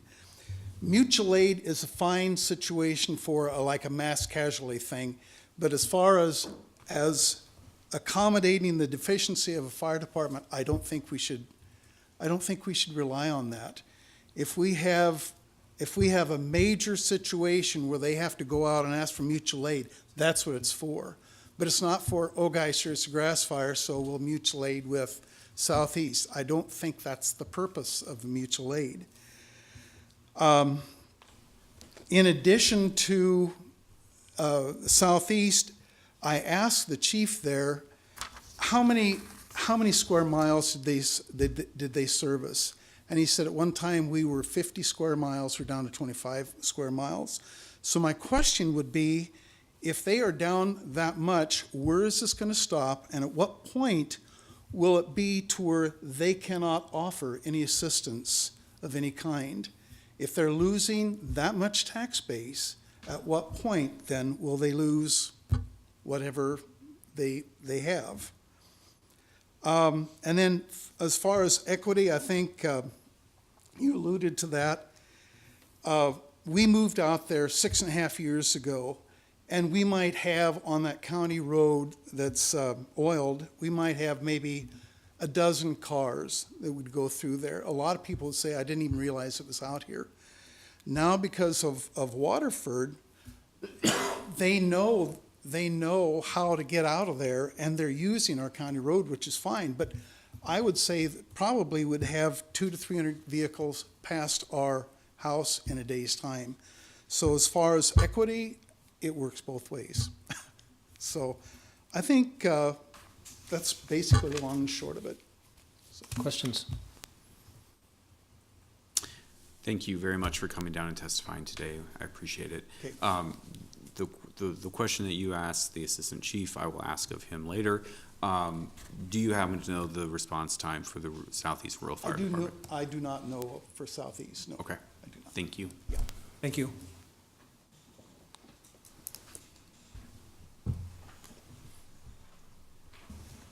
Good afternoon. My name's Dave Halverson. My wife and I, Joyce, live at 1440 Linwood Lane, which is right on the corner of Linwood and Holdridge. We've been residents in that house twice, so we've got about 13 years of experience out there. I have kind of a different take on this than the rest of our friends do out there. One thing I think is a huge item for you to look at is we have 100% of our subdivision does not want to be annexed. It's not 99 or 85, it's 100% of us don't want it. You've heard a lot of the same comments today. I'm not going to repeat that. I agree with all those. Some of my comments are, right now our mill levy is about 1.8. If we get pulled into the city, and I will say I don't think there's any advantage for us to be in the city, we go to 2.01. So we're going to, after our 33% evaluation increase last year, which adds $250 a month to our taxes, we're going to add another $200 a month to our taxes out there. Then if we have to put water and sewer in, the estimates I've heard is $40 a foot for water and sewer. So $80 a foot across the front of our property is $25,000. And the combination of that means we put up a for sale sign. That puts it out of the realm of being able to afford to live there. And I guess that's our problem, but I have to think some of my other neighbors face the same thing. And for there to be any gain in us being in the city, we need to have the water line in there so the fire department is as effective as they can be. And again, they are an excellent fire department. I don't think anybody has stated anything other than that. But the time frame to hook the 3 trucks up, I have to think is at least several minutes. And if you add that to the response time, I drive from Linwood and Holdridge down by the fire station that's going to respond to us every day. And I realize they can force their way through, and I can't, but it's not a 5-minute drive. So I don't see that response time is going to be there. And as far as the equity, we've had Waterford Estate construction and people driving through our neighborhoods forever too. It's not that we get use out of city services. They're getting use out of the streets in front of us. And our streets were not built by the county. Our streets were built by the developer out there. And the next thing is the water and sewer thing. Nobody's mentioned, but we've already paid $12,000 to $14,000 to have our water and sewer there. So now we're not only going to be asked to spend $25,000 just to get it in front of the house. In our house, you would have to come back from the back of the house, go around the side, and down through about 300 feet to get out to the street in front if the sewer line's on our side. So we're going to destroy 1/4 of our entire yard of 4 acres to do that. Water line goes basically the same path, so it would be somewhat shorter than that. But if we do that, then we also have to have our wells taken out of service. We have to have somebody come and officially take those out of service because they're all registered wells. We have to dig up our septic systems. I would say if we got by for $4,000 or $5,000 on that, we'd be lucky. So if you add up the taxes, the water and the sewer, and then removing what we have, we're all looking at a huge chunk of money. And I think what's going to be the end result of this, if this happens, is it's going to lower our actual property values. I've been a realtor for 23 years, and you start piling costs on top of a property. It's just like flood insurance. The house just goes down the same amount that the payment would be to cover flood insurance. If you're going to have to pay a $3,000 a year bill for water and sewer line, people are going to go, well, divide that by 12, and we got $250 a month, so that house is worth $25,000 less than it was yesterday because we've got this other attached bill. So I'd really appreciate it if you would think about those costs, think about how they would affect you at your house if all of a sudden you got a bill for $30,000 to change your water and sewer that you've already got, and it works fine. And I've been happy. The response time, we have a little experience. We've had 2 emergency calls at our house, and it was between 12 and 14 minutes on both of them for rural. And actually, this was before LFR was doing ambulances. So it was the other ambulance service. LFR, or rural, beat the city ambulances to our house. So I think that kind of speaks for, and I think that ambulance came off of about 48th and Vine, I believe. It took longer, so. Anyway, any questions? Questions? So you're just against annexation in general? Well, I hate to be quite that harsh about it, but I really think that if we're gonna do this, I think the fire station needs to be there and operating, and I think they have every intention of that's gonna happen no matter if we're annexed or not, but I think that's an essential. And I just don't see the city brings us anything. To me, it's more like they're getting a lot of tax dollars away from Waverly School District to pay for their schools and charging us for two different districts. I think that should be against the law. That is not right to make us pay what was for Waverly. And we know that there's 4 new schools coming to Lincoln in very short order. And so we're paying for 2 districts and we can only use 1. So, thank you. Thank you. Anyone else in opposition? Yes, come forward. My name's Leo Kreifels. I'm really not in this area. I live in 341 Anthony Lane, which is the Hillcrest neighborhood. And the only reason I'm here, I didn't plan on coming here to speak, but I have a couple of questions that I didn't hear these folks ask. I know they're in the Waverly district. And we just reestablished our homeowners association so we could kind of get together and kind of look and see what the rest of the neighborhoods, this one here in particular has the Waverly district, what they're asking. And one of the questions I didn't hear was there coordination with the Waverly district? Because one of the property owners that live in my neighborhood, she works at the Waverly School, and said that they were not aware of anything that was going to happen as far as annexation with our neighborhood. So how does that affect their district? And did anybody coordinate with them to let them know that, that neighborhood was going to be annexed into the LPS district? One of the other things that we have, of course, is the school bus does come through our neighborhood, picks up all the kids, takes them to Waverly, and after we're annexed, then those kids will no longer get the bus service, from what I heard from this lady. And so she said they could probably still go to the Waverly district, but they'd have to get to the school themselves, which is another burden on the parents that have to have those kids taken to the school by themselves. So I don't have any answers, I just have a few questions, and that's something that I didn't hear from these folks, and I thought maybe that should be brought up, because you're going to hear it from ours when our folks come on the 25th. So that's all I have. Questions? I think we can ask those questions. Anyone else?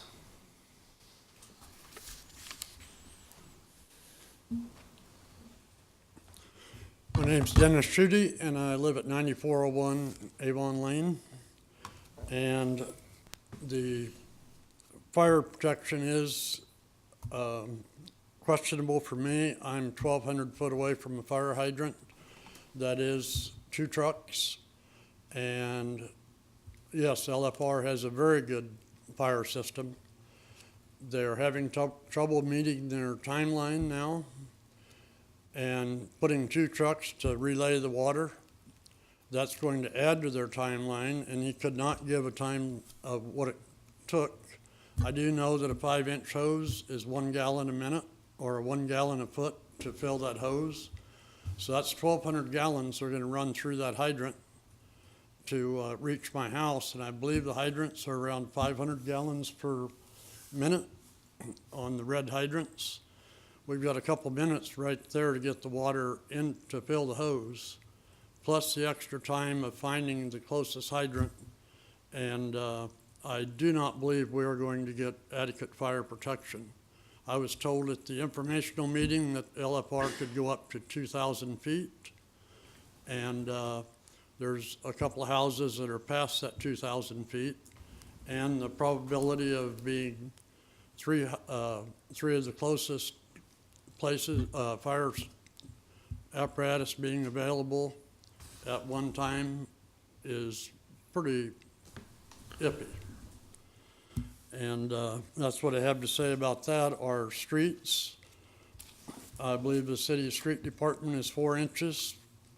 The county is 2 inches. They also spread gravel at the bottom of the hill from us because it's a downhill onto Linwood off of Avon, which is a real good safety thing. They spread gravel at Linwood and Holdridge for safety. Has that stopped a bodily injury or property damage accident? We don't know until we're annexed, and the city street department's not going to do it. We're not an arterial street, so we're not going to get the services. The school system, I am going to mention that. That is in my letter. Our area high school that we would be attending is East High. East High is one of the best rated schools in the city of Lincoln. Looking at the ratings, number one, we will not get bus service. And we do get bus service to Waverly. Waverly will not come into our area once we're annexed to pick up our students. It is pretty much guaranteed that we can opt to have our students finish in Waverly at least this school year if we are annexed at the first of the year.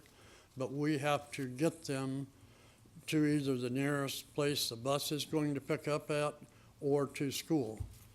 Taking more tax dollars out of Waverly schools, they are already running an awful thin budget. And now they're going to be running thinner because I also heard that they had no knowledge of this happening anytime soon. And the Waverly schools rates higher in English and a little below in math. And Waverly Schools has 500 students versus 1,500 students, which lets we'll have one graduating this year, we'll have one that is a junior next year, one that will be a freshman next year. It's going to give those students and the other people in the area, their children, a lot better chance in a smaller school district of being a part of team projects and things like that. There's not as many activities in Waverly, but if you would take the percentage of students being on teams, it's quite a bit higher. And like at this point, I think, have I lived there for quite a while? Yes. Was I aware that there would be future annexation? Yes. And if I felt safe and thought things were in place to annex. And as far as the fire station being in place on Layton or this morning the paper said Holdridge, we don't even have the ground. At least they've got the grounds down south and they're saying 2 years. What about, do you have the ground yet? But okay. And it might take another year or two to get the ground, and then, but I would feel if they built that fire station and they had the equipment there, I think also if we're going to annex these areas out that have no hydrants, we need to have those stations on the outskirts equipped for acreages. My shop, which has, boat, Model Ts, things like that in it, their fire trucks won't even go to it because it is down quite a ways away. And if they come out and monitor the fire and then call in mutual aid, that's a long time. Okay, thank you. Yep. Questions? No? Okay. Other testimony in opposition? Okay, I see none. Questions for staff?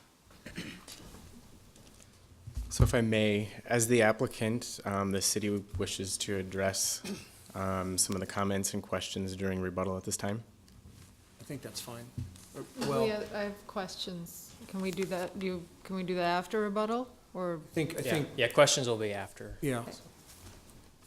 Just don't want to miss my chance. You will have. There will be many. Well, do you want to take a 5-minute break? That would be great if we Let's could. take a 5-minute break. Hold your thought, okay? I'll hold it. No, I'm gonna go. 5 minutes, guys.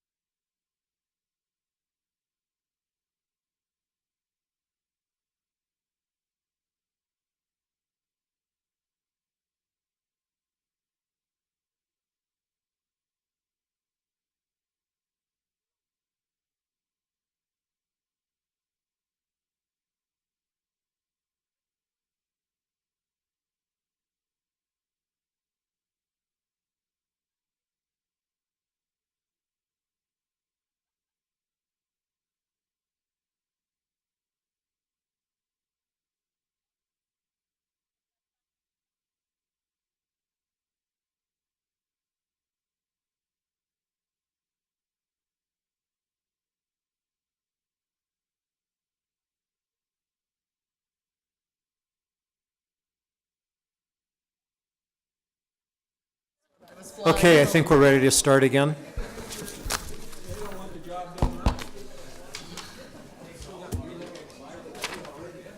We'll continue with applicant rebuttal and then questions. We'll just kind of do all that at once. Okay, Paul Barnes with the Planning Department again. I think we will acknowledge some of the comments and things that have been brought up during testimony by the property owners.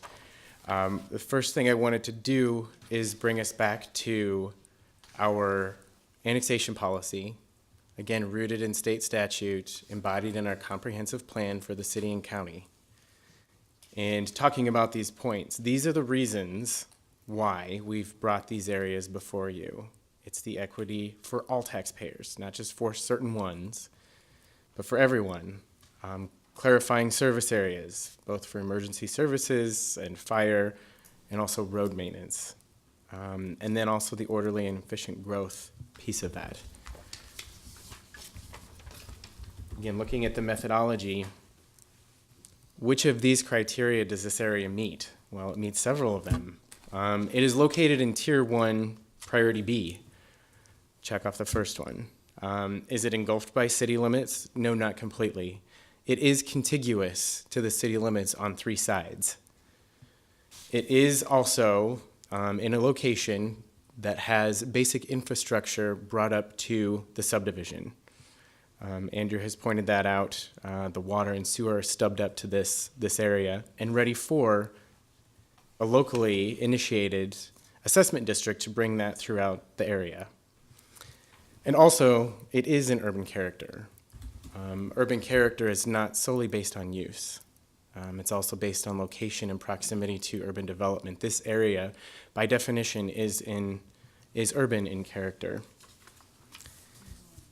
Sounds like the comments are somewhat separated into 2 topics, and I think we're going to let some of other experts address those, which I think we see as fire and emergency response, and then also some questions about utilities. Before we do that, though, I would just want to make a comment about this limitation of water. I think that our assistant fire chief has demonstrated very well that that is a non-issue, and that they do have the capability today, even without relocation of fire stations, that they can provide that service with the adjacent fire hydrants to this subdivision. As far as the location of fire stations, this area actually is served pretty well if we consider the location of stations throughout the community.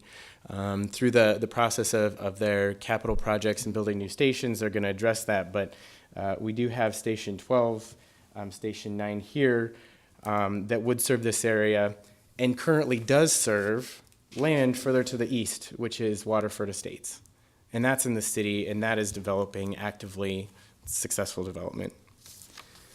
I don't want to get into too much more of Assistant Chief's material. I will say, though, that I believe that they have provided good data in their reports, and that it's been questionable data coming from response time from Southeast Rural Fire, and I think that's a good distinction to make.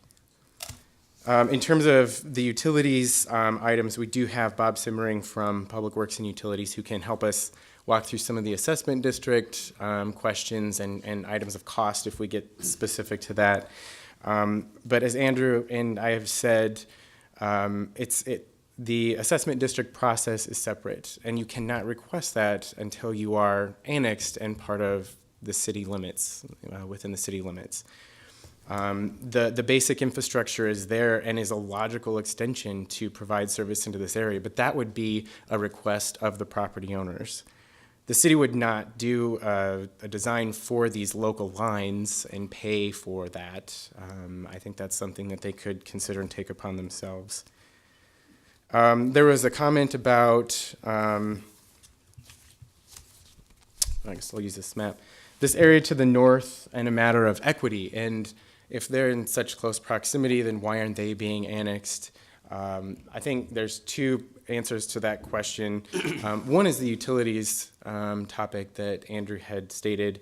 With this package of 8 sub-areas, we wanted to bring forth a more clear-cut, obvious set of proposals for the Planning Commission to consider and the City Council to consider. There are questions as to how those lines would be laid, different easements, there's not public right-of-way up there for them, plus the issue of a ridge line and drainage, so it's a little more complicated. The second answer to that comment is that we will continue doing annexation studies. And the next package will get into that level of detail, not only in this area to the north, but there's others like this that we did not include in this package because they do have and require a little more thought and analysis. And then lastly, and I'll let Andrew fill in anything else that I've forgotten, there were some comments about the Waverly School District and that they may or may not have been contacted or involved with this process. And, you know, we all did attend the, all of the neighborhood meetings, including the Hillcrest neighborhood meeting. And I did have a conversation with an individual who works for Waverly. And after that conversation, we had sent an email directly to the new superintendent of Waverly School District, as well as, I believe the title is Business Manager, Mr. Robin Hoffman, and offered up all of this information, sent them specifics on both this site and also Hillcrest because they're both in Waverly. Once we did put our applications in and they became a formal request, they were sent, like any other reviewer or notification, they were sent through our application review system, a notice of that, which was an attachment in your packet. So there have been more than one attempt to reach out to them and have conversations. I think the other thing, just to kind of note on that, is for years we've had in our comprehensive plan an established future service limit, which goes out to Stevens Creek to the east. That includes, you know, many, many acres of future development area within Tier 1 that we know can be served by city services up to the year 2040. I think a discussion with Waverly and possibly Lincoln Public Schools would be a good conversation to have, knowing that we work with both districts and that this is and has been the plan for Lincoln's growth for quite some time. Anything to add? I don't think I have anything to add up front. Pat, would you like to add some more information? Sure.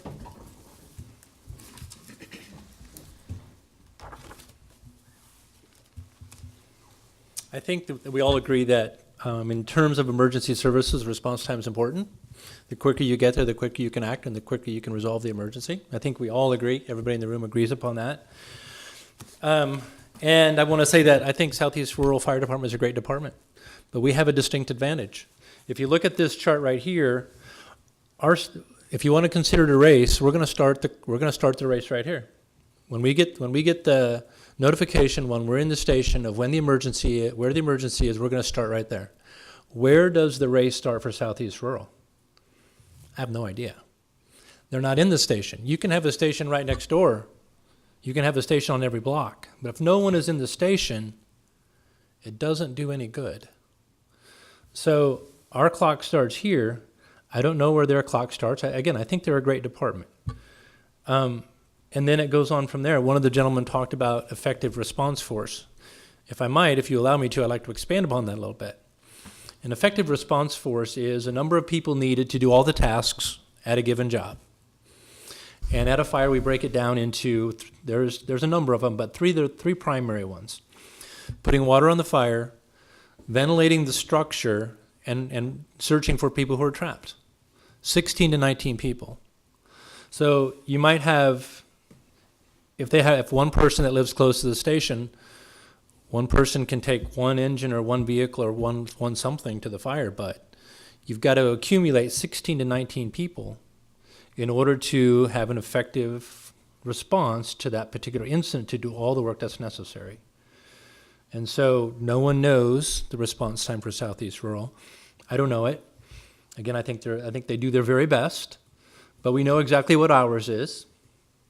And we don't, I admit, we do not meet our self-imposed goals. We haven't built a station in 22 years. We are changing that. And we have a process in place to change that moving forward. So I would say that the service today, with the stations we have today, is, unless there's some information about their response time, our response time is right there. Anybody can look at it, anybody can see it. We have a distinct advantage in that we live at the station. I'd say it's as good as Southeast Rural's. So with regards to the distance from any of our existing stations, if you look at the map in our report, there are parts of the city that are further away than other places of the city, and we provide adequate coverage. Again, it's not desirable. We want to improve upon it. But if you look at this map and you look at the stations down here in the south part of the city, there is, from Station 9 is on 66th and Vine, and it's about 20 blocks or so from the area that we're talking about. These areas are 2-3 miles from areas that we currently serve today and serve adequately. So I'd entertain any questions. I think questions for any staff? I have some for Chief here.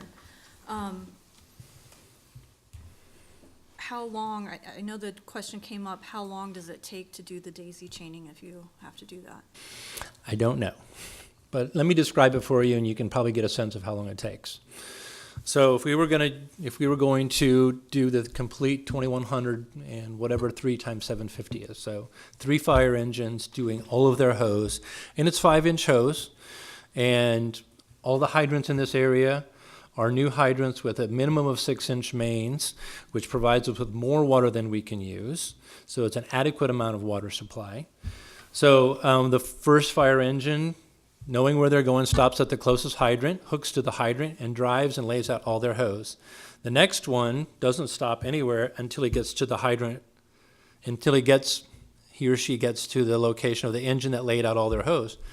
Person steps off, takes the hose, hooks it up to the engine that's stationed there, drives on until they run out of hose, and then the third one does it, and then you're done. It does take some time, but it doesn't take a lot of time. It would be similar to having to hook up to a hydrant. Very similar to hooking up a hydrant, you're just hooking it to the engine instead.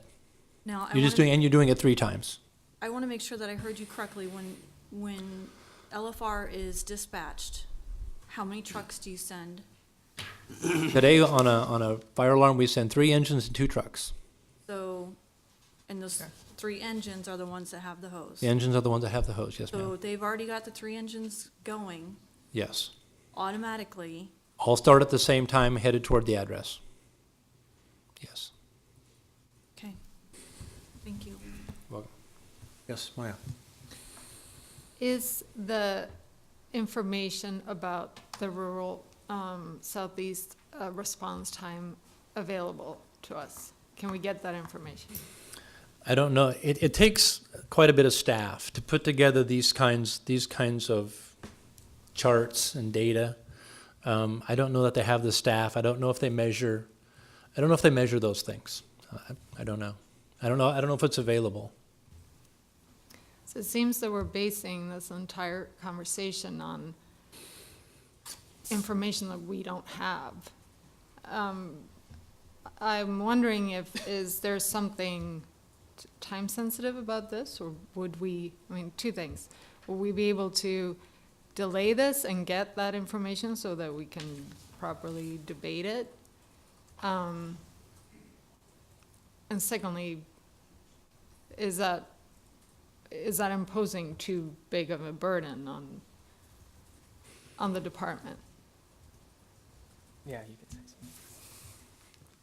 I think that comes down to a question for Southeast Fire, and I don't know if anyone from their department is here or their district is here. Collecting data, I think, would be a process of over time. I think the report that Assistant Chief Boer has presented is an annual report. It's a year's worth of data plus, over time. If we were to delay this, say 2 weeks, I don't think that we'd get much from that. I think that we do want to keep this application moving forward for the reason that there is a matter of timing for taxes and tax purposes. By building in, if this goes on to city council and if they adopt it, the city portion of taxes actually wouldn't be paid for by the property owners until 2019. The more we delay that, the more that gets pushed off, and then that built-in cushion changes. David Carey with the Planning Department. I would add to the answering of that question. Staff and I feel that the information that we have presented is adequate for you to make a decision. I think the reason for that is that our own Lincoln Fire and Rescue Department has the data to support the ability to serve this area adequately. I don't think that that's in question. I think as the Assistant Chief has made those points, the staff has been making those points as well. So from a staff perspective, that is the point that I would make answering that question. Okay, and then just a follow-up question. How does this particular annexation relate and compare to the other annexations that we have approved in terms of response time? Well, The interest of being fair and, Sure. and treating everybody right, equitable, as we've stated as Right. is the number one priority. I think that's a very fair question, and the answer, and I'll ask my colleagues to help out answering it as well. I think we just saw pointed out on the map that we have approved for about 10 years ago the Waterford Estates development to the east of this area, so further beyond than what the area that we're talking about annexation. So being right next door to what we're talking about has been developing and is living within the same exact service that we are talking about, this area that we're talking about annexation would experience. So as far as equity is concerned, we would be living within the same service amount that areas of existing city further than what we're talking about are already receiving. And Was Waterford developer initiated? yes. So how does this particular annexation compare to the city-initiated annexations that we approved in our last meeting? Yeah, and that's part of the information that we have talked about as part of this process. So there are two different ways to initiate annexations. A developer initiated would obviously be more defined around an area that's growing currently and coming in for an approval. Obviously, this is a city-initiated, and it is based on the existing policies that we have in place for doing that type of I mean, annexation. only in terms of response time. For review of those new areas that are developer initiated, part of the review process goes to LFR, and they do make comment on response time and ability to serve. And so there is a review process taken for that at that time, similar to what we've involved the Assistant Chief and his staff in this city-initiated package. So is this area, in your opinion, at a disadvantage compared to the other areas that we have approved for annexation? No, not at all. I think you have a great question. There's a developer developing land, many developers probably developing land in the area of 40th and Rokeby. And our closest location to there is 27th and Old Cheney. And I comment on those plan reviews come to my desk. And my comment essentially was, we support city growth, but we want all parties to understand that we cannot get to this location within our response time goal. So the distance from our current station to those developer-initiated annexation lands in around 40th and Rokeby are greater than this distance. What about the city-initiated annexations that we talked about in the last meeting? I would again say, if I don't remember all of them, but certainly 7th and Fletcher and others that I remember are closer than the developer-initiated annexations that are occurring around the city. So Further than this one or farther than this? I just reread all of those reports at break from the last meeting.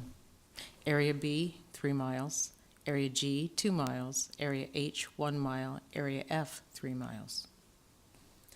All the 3 miles are slightly greater than what we're talking about right now. Yeah, so if we look, we have the map on the screen if we want to Thanks, Sandra. Yeah, I guess that's the real answer, but. Had them before the meeting, and I didn't take the time to write it down, but yeah. This one is 2.7, is that what I remember? 2.7. Maybe I misunderstood your question. I thought you were asking, when you got a developer-initiated development, like down here in this area here, look at the distance between the service area and then these.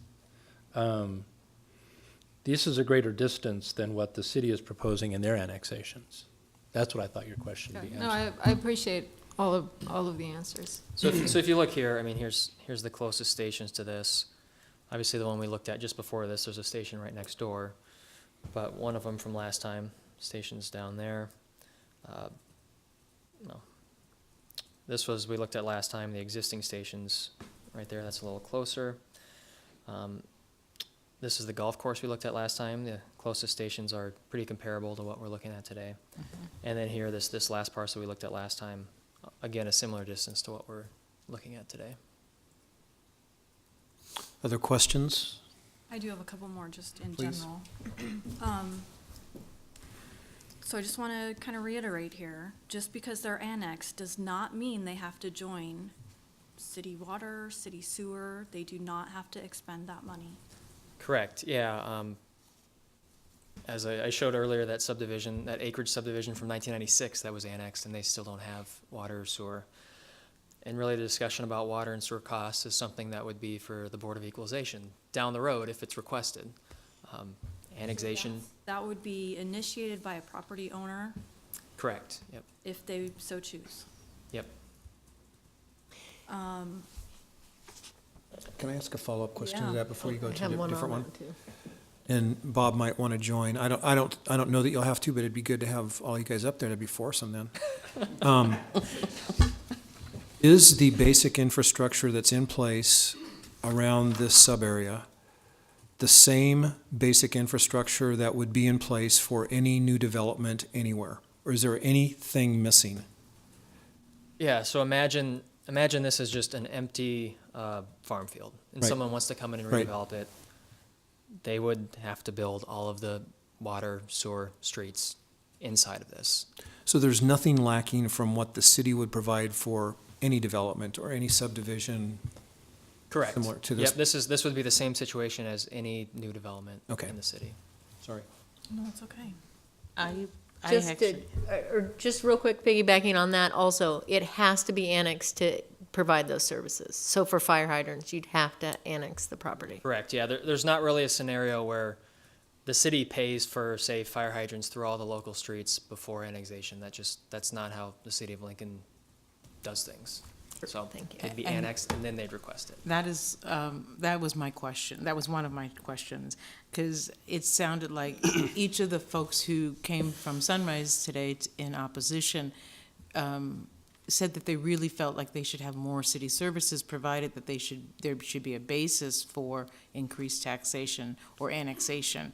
And I wanted to know, in what situations or instances does the city of Lincoln provide city services prior to the ground being incorporated within the city?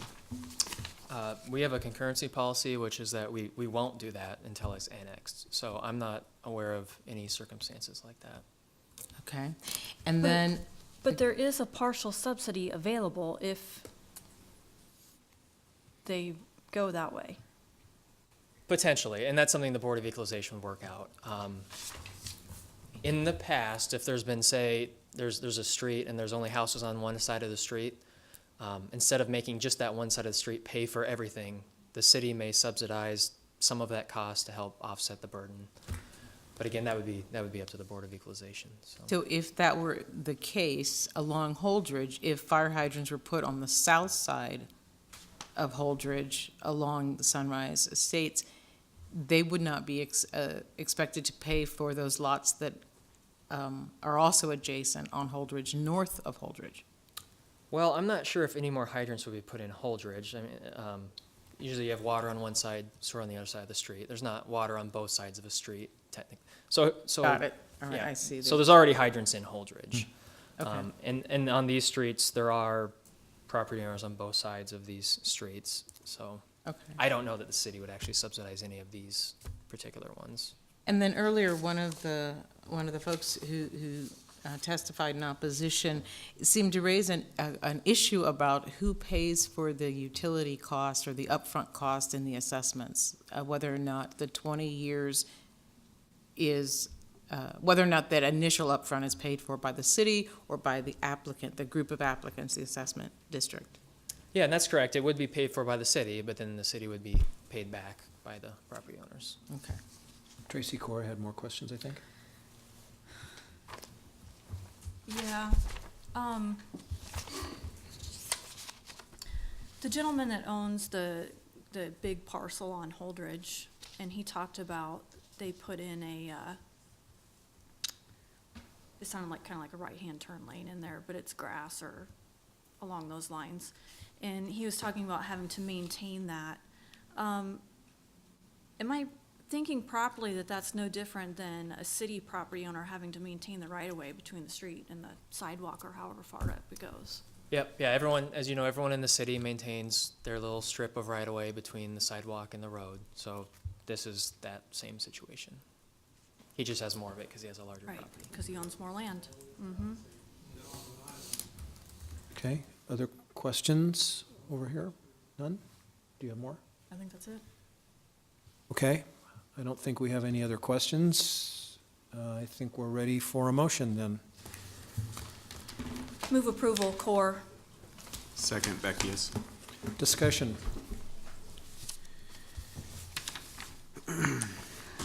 Annexation is never easy. No one usually likes it, and this is a hard decision, but I will support the annexation because of the criteria laid out and because Chief Boer's word is like gold to me, so I will support it.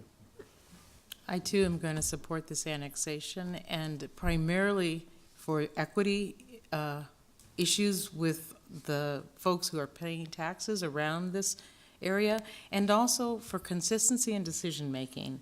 Even though I wasn't always in favor, our body 2 weeks ago chose to approve 4 annexations.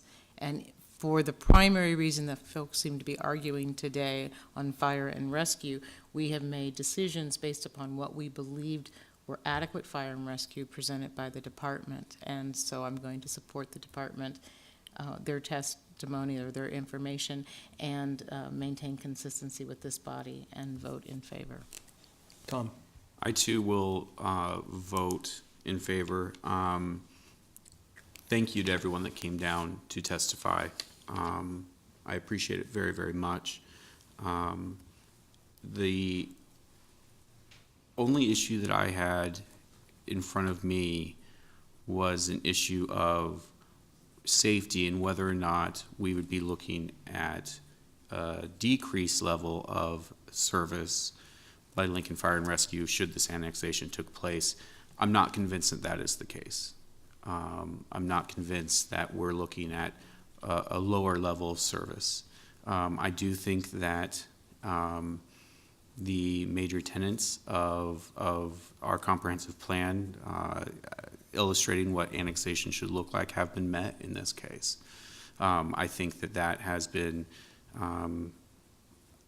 known by the community for a period of time that annexation was something that would eventually be considered and discussed. And I think it's important to keep this process moving forward and for that discussion to continue at the next level. Chris?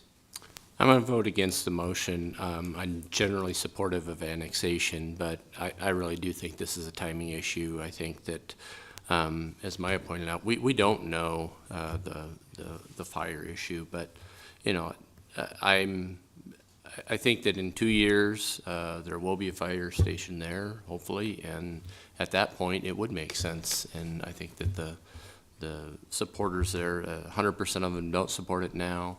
I believe that they would in 2 years. Thanks. Anybody over here? Maya?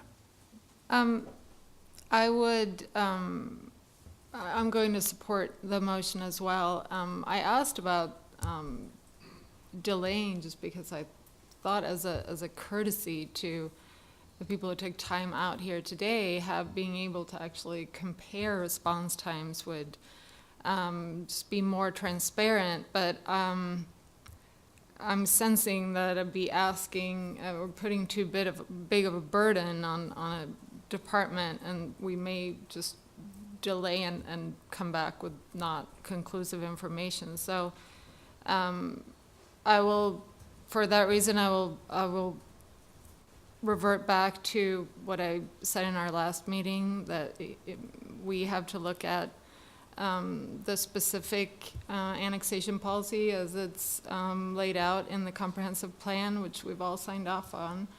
And I think that this checks the boxes. It does not seem to be something that puts this area at a disadvantage in terms of response time overall, and we have to look at equity for the city as a whole, not just specific areas. I would say that of the arguments that planning has put forth, we tend to talk about the equity argument first. It's a really tricky one because equity is a perspective, and you know, we've talked about in this case it was the area north of this annexation area. Why are we not annexing that? That could, you know, there's an argument to be made that that's not equitable.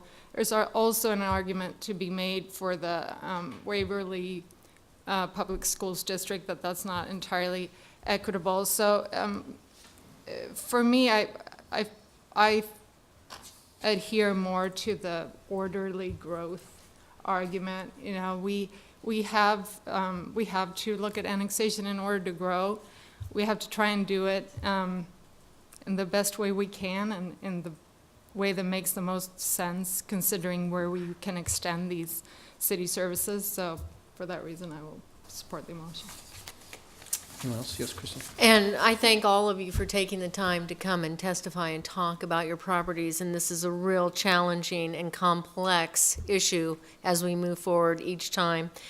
I will be in support of the motion, and I really appreciate our planning and growth methodology and what we look at as a city and the opportunities as a city that we give ourselves, and to be in this community as we travel around the United States, the growth we have here and the combining of all of the different areas such as Havelock and those have really given us a nice city of Lincoln to keep moving forward. And like you said, I concur with what you had said too. Thank you.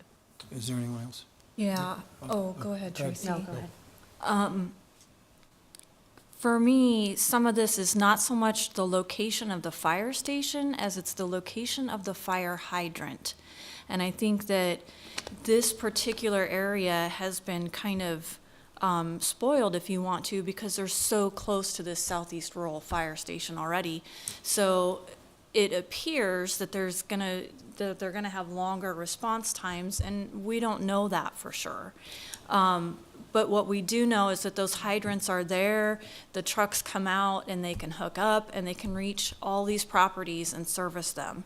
But to me, it's also a little bit of which came first, the chicken or the egg. I mean, we can't wait to annex everything until they have fire hydrants or a fire station right by them.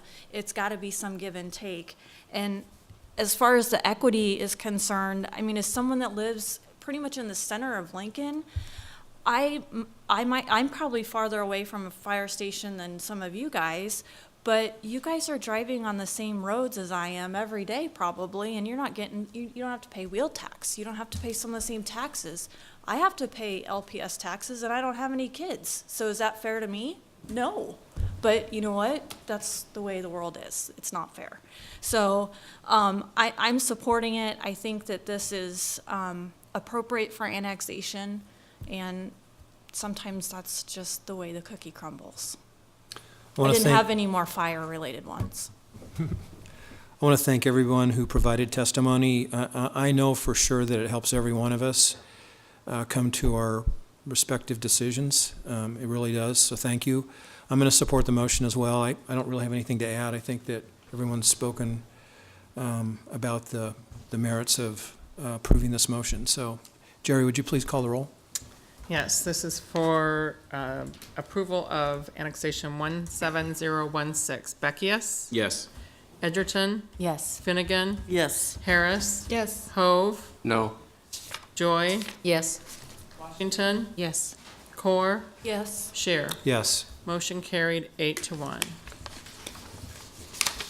Okay, next item is item 4.3, Comprehensive Plan Conformance Number 17016, to review the proposed Lancaster County Road and Bridge Construction Program fiscal year 2018 and 2019 to 2023 as to conformance with the 2040 Lancaster County Comprehensive Plan. Staff recommendation is conformance with the comprehensive plan. Are there any ex parte communications to be disclosed on this agenda item? I see none. Okay, Paul Barnes with the Planning Department. I'm just going to provide an introduction to this item, and we have our county engineer, Pam Dingman, here to get into some details for you. Basically, what we have before you is a comprehensive plan conformance application. In the 1950s, the County Board of Commissioners had passed a resolution that required the road and bridge project for the county to come before the City County Planning Commission for a review of conformity with our comprehensive plan. So this is the fiscal years 2018 and then 2019 to 2023 Lancaster County Road and Bridge Construction Program. So our staff in the planning department have done a review of these projects, specifically with the project listing and descriptions in Chapter 10 of our comprehensive plan. And through that review, we have determined that the program moving forward is in conformance with the comprehensive plan. I'll turn it over to Ms. Digman. Thank you. And can you guys hear me okay? Yes. Okay, good.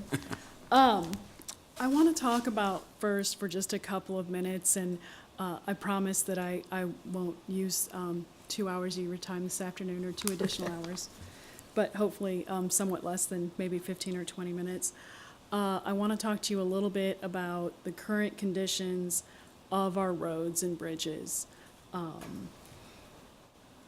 Bridge conditions. We currently have 28 bridges that are structurally deficient, 35 that are scour critical or scour susceptible, 9 that are currently closed. We also had the sad discovery this last year of what I call combo structures. We have 83 of those. So combination structures are kind of this weird thing where maybe we had a small bridge and we stuck a box culvert on either end of it, usually in the 60s. Or maybe we had a box culvert and we stuck a pipe on it, or any sort of that sort of activity. We know as engineers that that's really not a good idea, but nevertheless, we have 83 of those structures in the county. We have 6,900 pipe culverts and 1,000 box culverts. Our current structural needs for those culverts and bridges is about $51 million. On roadway, we have 79 miles of asphalt that need to be overlaid according to standard maintenance requirements, and 28 miles of needed new pavement according to traffic counts and other public needs. In addition to that, we know that we have 4 subdivisions that need to be overlaid in either asphalt, with asphalt. That being said, the county has been taking over the maintenance of subdivisions for about 20 years. We have 38 miles of gravel subdivisions and 35 miles of paved subdivisions, but unfortunately, there was never a plan for maintenance of these subdivisions once they were taken over. Roadway needs total about $50 million. With our current funding, which this year for construction will be $8.7 million, it will take us over 12 years to meet those needs. I'd like to start, maybe I should have started here, because I know we do have some new planning board members, And I guess no one asked me to identify myself. You guys let me slip through today. I am Pam Dingman, the Lancaster County engineer. You're welcome to contact me at this phone number or this email about any road or bridge concerns you have. We also do review the subdivisions contained within Lancaster County and make a recommendation to the planning board. A little note about some of the projects we completed in 2017. I do have a map of it. I'm just going to kind of quickly go through the list. And I should say completed or will complete, and I'm going to say a little prayer that we really don't get snow as early as it feels like we might get this year. We're hoping to complete Adams Street from approximately 103rd to 148th. We completed various overlay projects that can be seen on the map that I just showed to you quickly. In addition, we completed bridge maintenance at H66, D88, and H120. H66 is on 112th Street. It's just a little bit south of Elvo. Unfortunately, we had to work on that bridge last year too, and so this is just a little bit follow-up project. D88 is on Agnew Road. It's just a little bit east of Highway 79. And this is kind of an interesting bridge. It was given to us by the Defense Department in the 1950s. It was built very sturdily to convey the missiles to the missile silos. And so it was very, very badly damaged in the flood of 2015. We built a wall and shored this thing up, and unfortunately the problem just kind of moved a little more upstream, and so we're going to have to shore it up again. And then lastly, H120, which is a bridge that we bought at auction in 1932 from the state of Nebraska when they considered it obsolete for traffic. We installed in the Emerald area. When it no longer met requirements there, we moved it to the Waverly area. We have spent a lot of money trying to stabilize this bridge. Unfortunately, I have told the adjacent residents that this is the last fix, and in the future, I will close this bridge and we will not be able to replace it. Then we have what's kind of old is new again. We talked about that this process came about in the 1950s. So in the 1950s, the county engineer really embarked off on a dramatic plan to reduce the number of bridges we had in Lancaster County. We had well over 700 bridges at the time. He began converting them into box culverts. So, hey, guess what we did this last year? We are in the process of converting Bridge G111, which is kind of it's the little brother bridge to the Elvo Bridge, H66. It's located on Elvo, just the other side of 112th Street. G144 on Bluff Road in between 27th Street and 40th Street, and F225 on McKelvey Road. All of these structures are WPA era bridges that will be replaced with box culverts. And then the combo structures, J143, H130, and H128, and they're all on 148th Street. All of these are bridges, small bridges, that had the rails cut off the side of them and 3 to 5 feet of fill put on top of them in 1968. They are under what's called bridge length, so they are bridges, but they're less than 20 feet in span, so the state doesn't consider them a bridge, which is why they were not inspected on an annual basis. We did discover last year, the week before Thanksgiving, that these structures were critical, and I did go ahead and put a couple pictures in here just so you could see. So one of the things that we discovered that is based on standard engineering calculations, these bridges should not be holding up under their own weight. That's a little tragic, except for they have since 1968. So in the middle picture, you'll see Mr. Packard. He is our structural engineer, standing underneath the center line of 148th Street. There is a 6 to 8 foot hole underneath all three of these structures at approximately the center line, because there was a box culvert on either end, but the middle was still left soil. So these structures, although we did do some very detailed finite element analysis with the Department of Transportation and with the university in order to get get them open or keep them open for the last several months. They are quickly deteriorating, and I kind of can't really believe they've made it this long.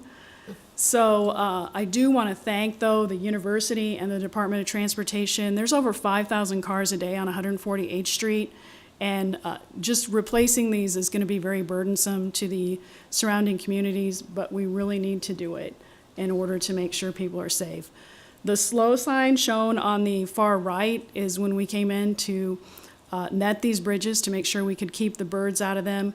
And in one case, we did discover that the walls behind the box culvert abutments were actually hollow, and we had to shut the road down again and do emergency restoration to all four sides of this structure.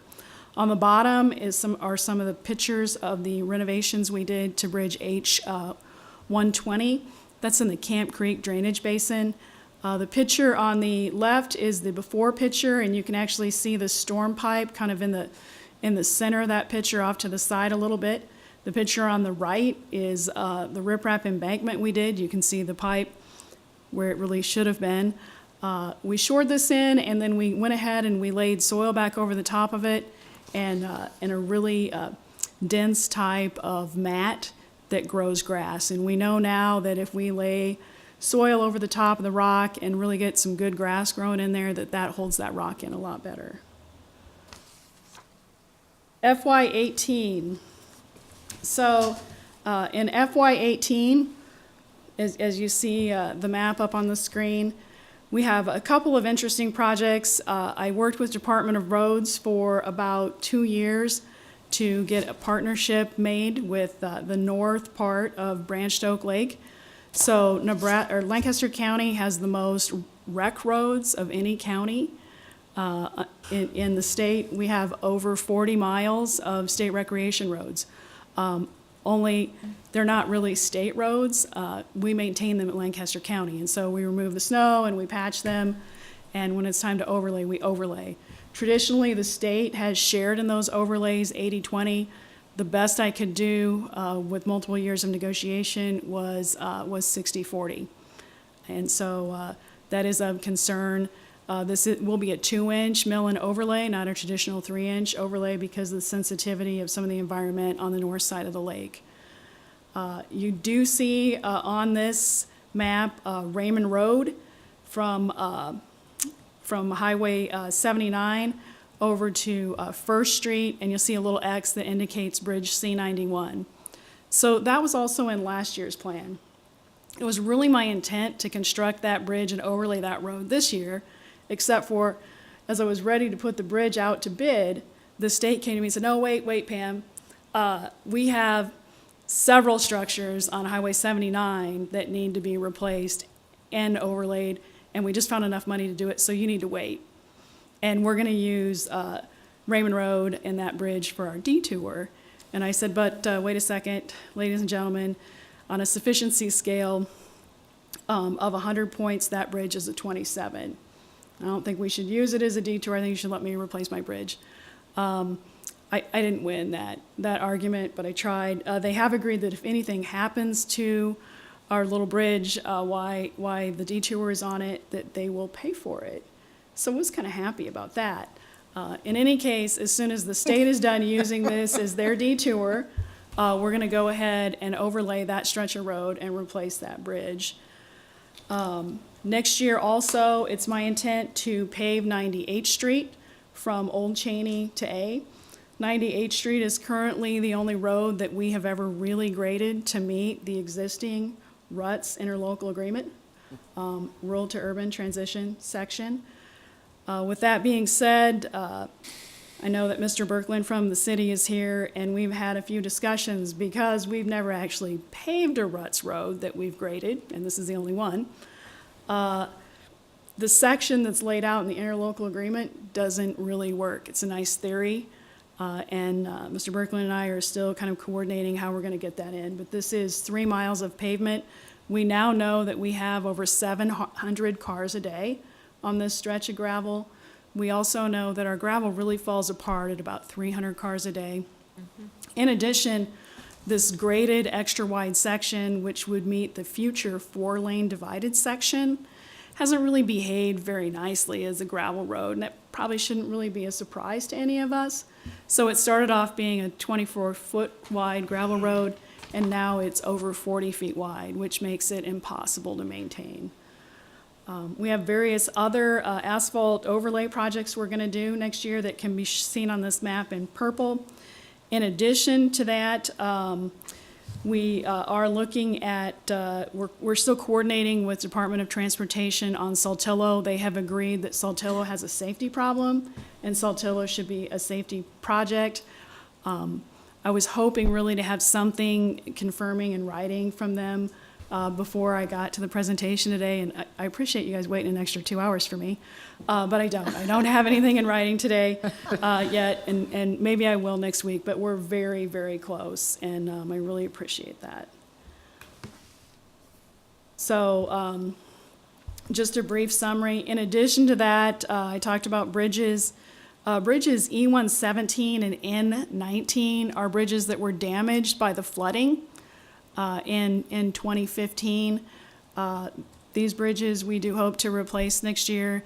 They were a little more, they had a little more complex issues than some of our other bridges. And then of course B147 will be a conversion from a box culvert, or from a bridge to a box culvert. It is currently a closed bridge, and it's been closed for over a year right now. In addition to that, we'll do major maintenance on Bridge O175. And where is that, you might ask? Well, that is over West Pioneers in the Wilderness Park area. And so we know that, that Salt Creek in that zone during the flood of 2015 dropped about 3 feet. And so what's happened is now we have all the adjacent creeks and drainage ways wanting to drop to meet that.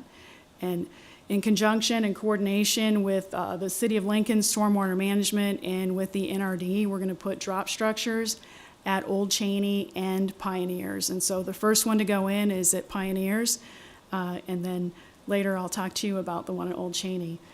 And then H19. So and you might have heard the number H120. H19 is just south of H120. It's also in very bad shape. It's and it's on 176th Street in between Bluff and Waverly Road. What's significant about this bridge is I've said a lot of prayers this summer because this bridge is hanging on by a thread, and I do mean a thread. My prayers were because if indeed I did have to close Bridge H119, it would leave several families landlocked from their homes. And so I'm really glad that I did not have to do that. But in any case, we're going to go ahead and get that bridge fixed so that we don't have to worry about it as much. If I'm to go on to FY 19 through 24, of course, the continuation of the Saltillo project, which has been discussed as shoulders, really from Highway 77 to clear out to about 58th Street. A mile of that will be in the city.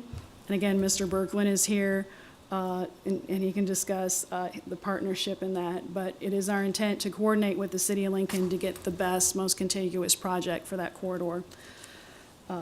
Also, we do have a few more bridges that we're looking at as we move forward. In particular, Bridge F88, which is on North 14th Street, about 2 miles north of Stonebridge Creek, located within the City of Lincoln.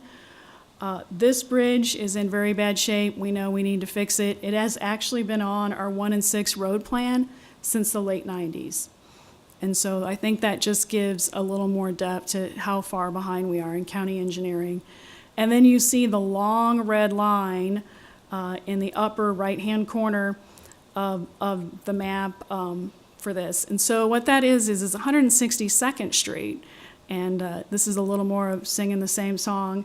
We graded that for pavement as a farm-to-market route in 1978.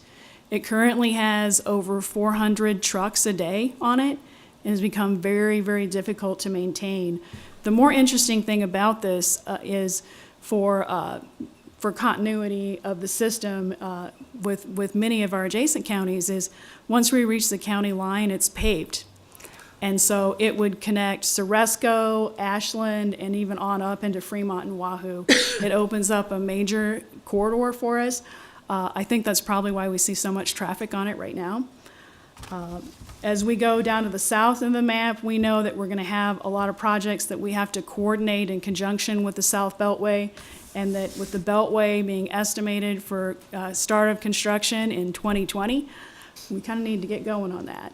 So the Hickman area is kind of interesting because it has 68th Street into Hickman, but then 54th Street, the last 2 miles from Roca to Hickman, aren't paved into Hickman. And if you go over 82nd Street, what will end up being the last 2 miles up to the South Beltway aren't paved. So that means that when 68th Street, the intersection is being constructed, or the interchange is being constructed for the South Beltway, there'll be no direct paved route into Hickman. And we simply must find a way to pave at least 54th Street into Hickman. In addition to that, that road has a lot of traffic on it. We know well over 5,000 cars a day. It doesn't have shoulders on it. And for the last mile and a half into Hickman, or from Hickman south all the way down to Norris. And so I do review accident reports in my office, and there's been a number of accidents on 68th Street, and I really think it's time that we go ahead and do whatever we can to get shoulders at least the mile and a half into town. And we are prepared to coordinate that project with the city of Hickman. So,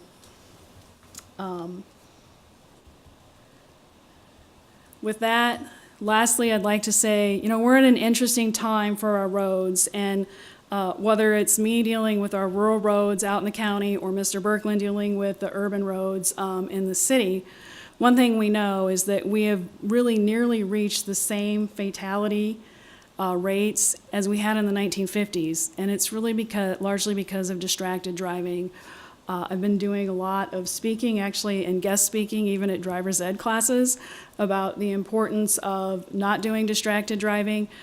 We all do it. In fact, I was a couple minutes late driving out to Waverly for the driver's ed class on Sunday, and I really wanted to text that driver's ed teacher and say, hey, I'm just going to be fine. We have to stop that, and we have to realize that, when we get in our car every day, that we have either the best tool or the worst weapon that we could have in our possession.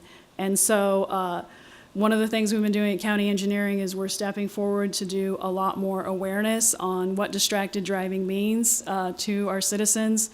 I love Don't Be the Phony, Don't Be That Driver, which is really a Maryland campaign that is open source data, and put your phone down or put your car in a ditch. And so there's some urban type driver awareness, and there's some rural type driver's awareness, and my department is committed to continuing to move forward to do more about distracted driving and safety, which is a big problem.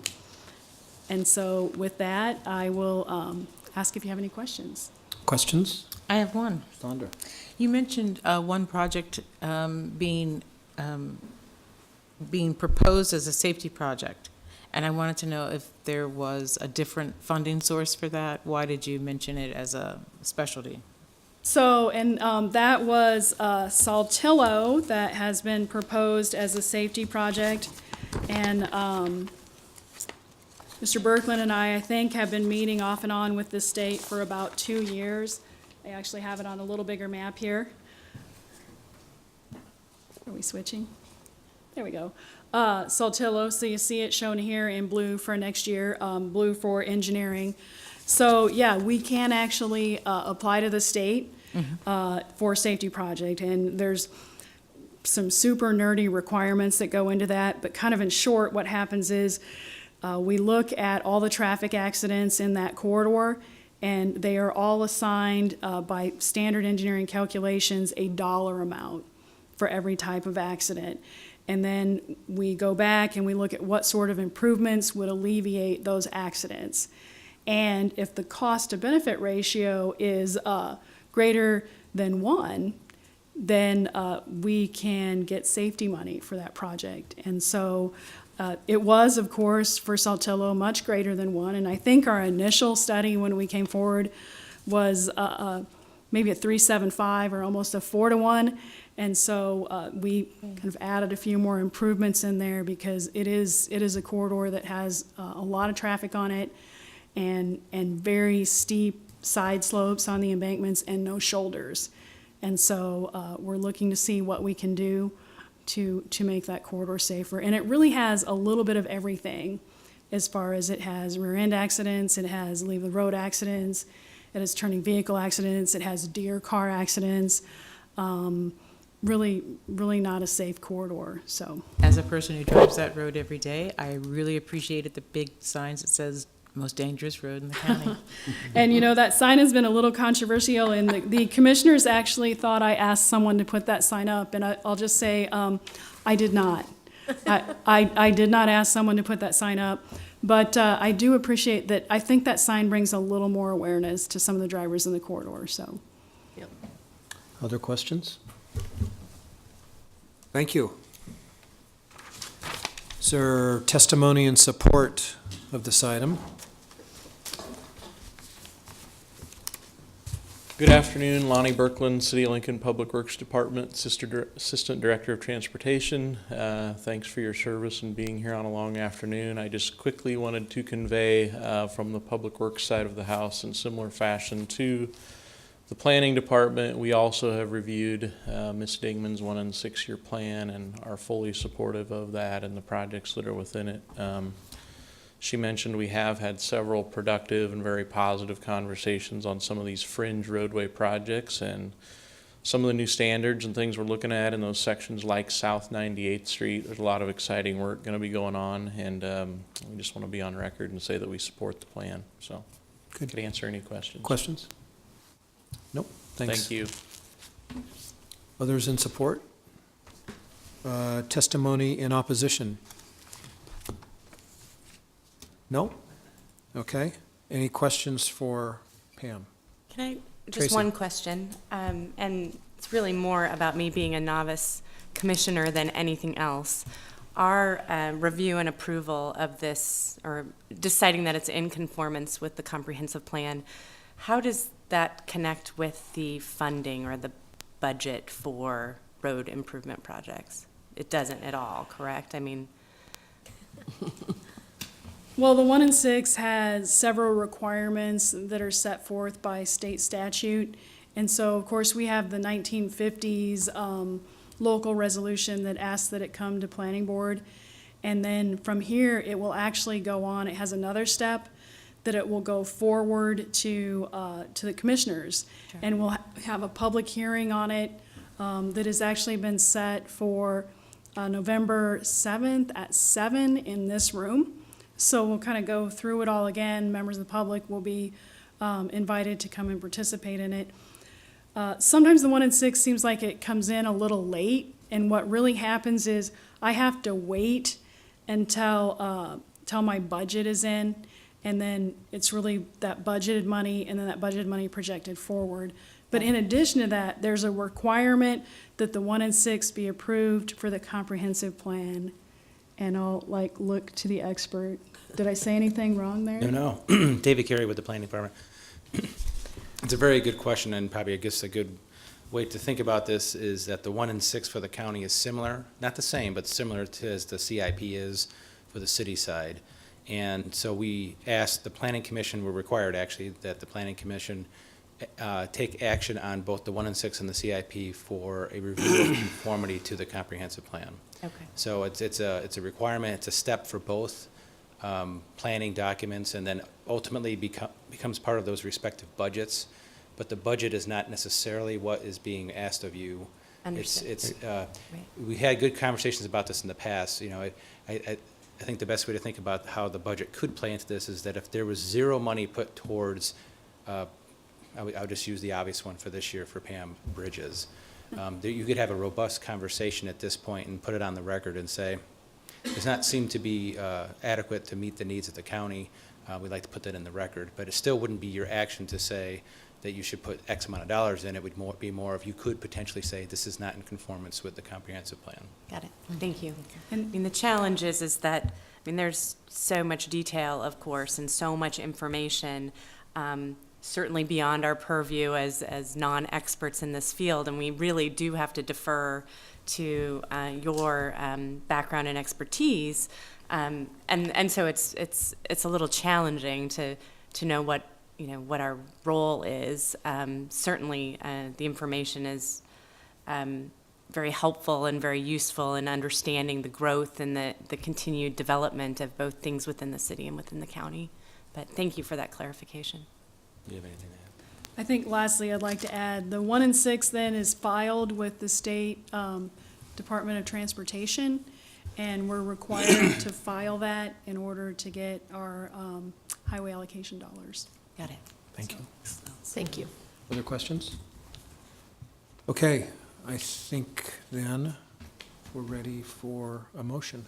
Move Move to- approval, Edgerton. Second, Beckius. Discussion. I just want to say that I appreciate what Pam does with her budget. I know that funds are tight, and she does the best that she can to get everything accomplished. The information that you presented was excellent and really provided some clarity. As I was wading through reading the report, your testimony certainly helps round that out and get a better understanding of what's going on in the county. Anyone else? I'll compliment you on the distracted driving deal. I absolutely agree with you, and I wish the legislature would do something about that. Yep. Others? You're here. Okay, let's call the vote. Okay, this is for finding of conformance with comprehensive plan or comprehensive plan conformance number 17016. Beckius? Yes. Edgerton? Yes. Finnegan? Yes. Harris? Yes. Hove? Yes. Joy? Yes. Washington? Yes. Core? Yes. Shear? Yes. Motion carried 9-0. This time, anyone wishing to speak on an item not on the agenda may do so. I see no one here, so we are adjourned. Thank you.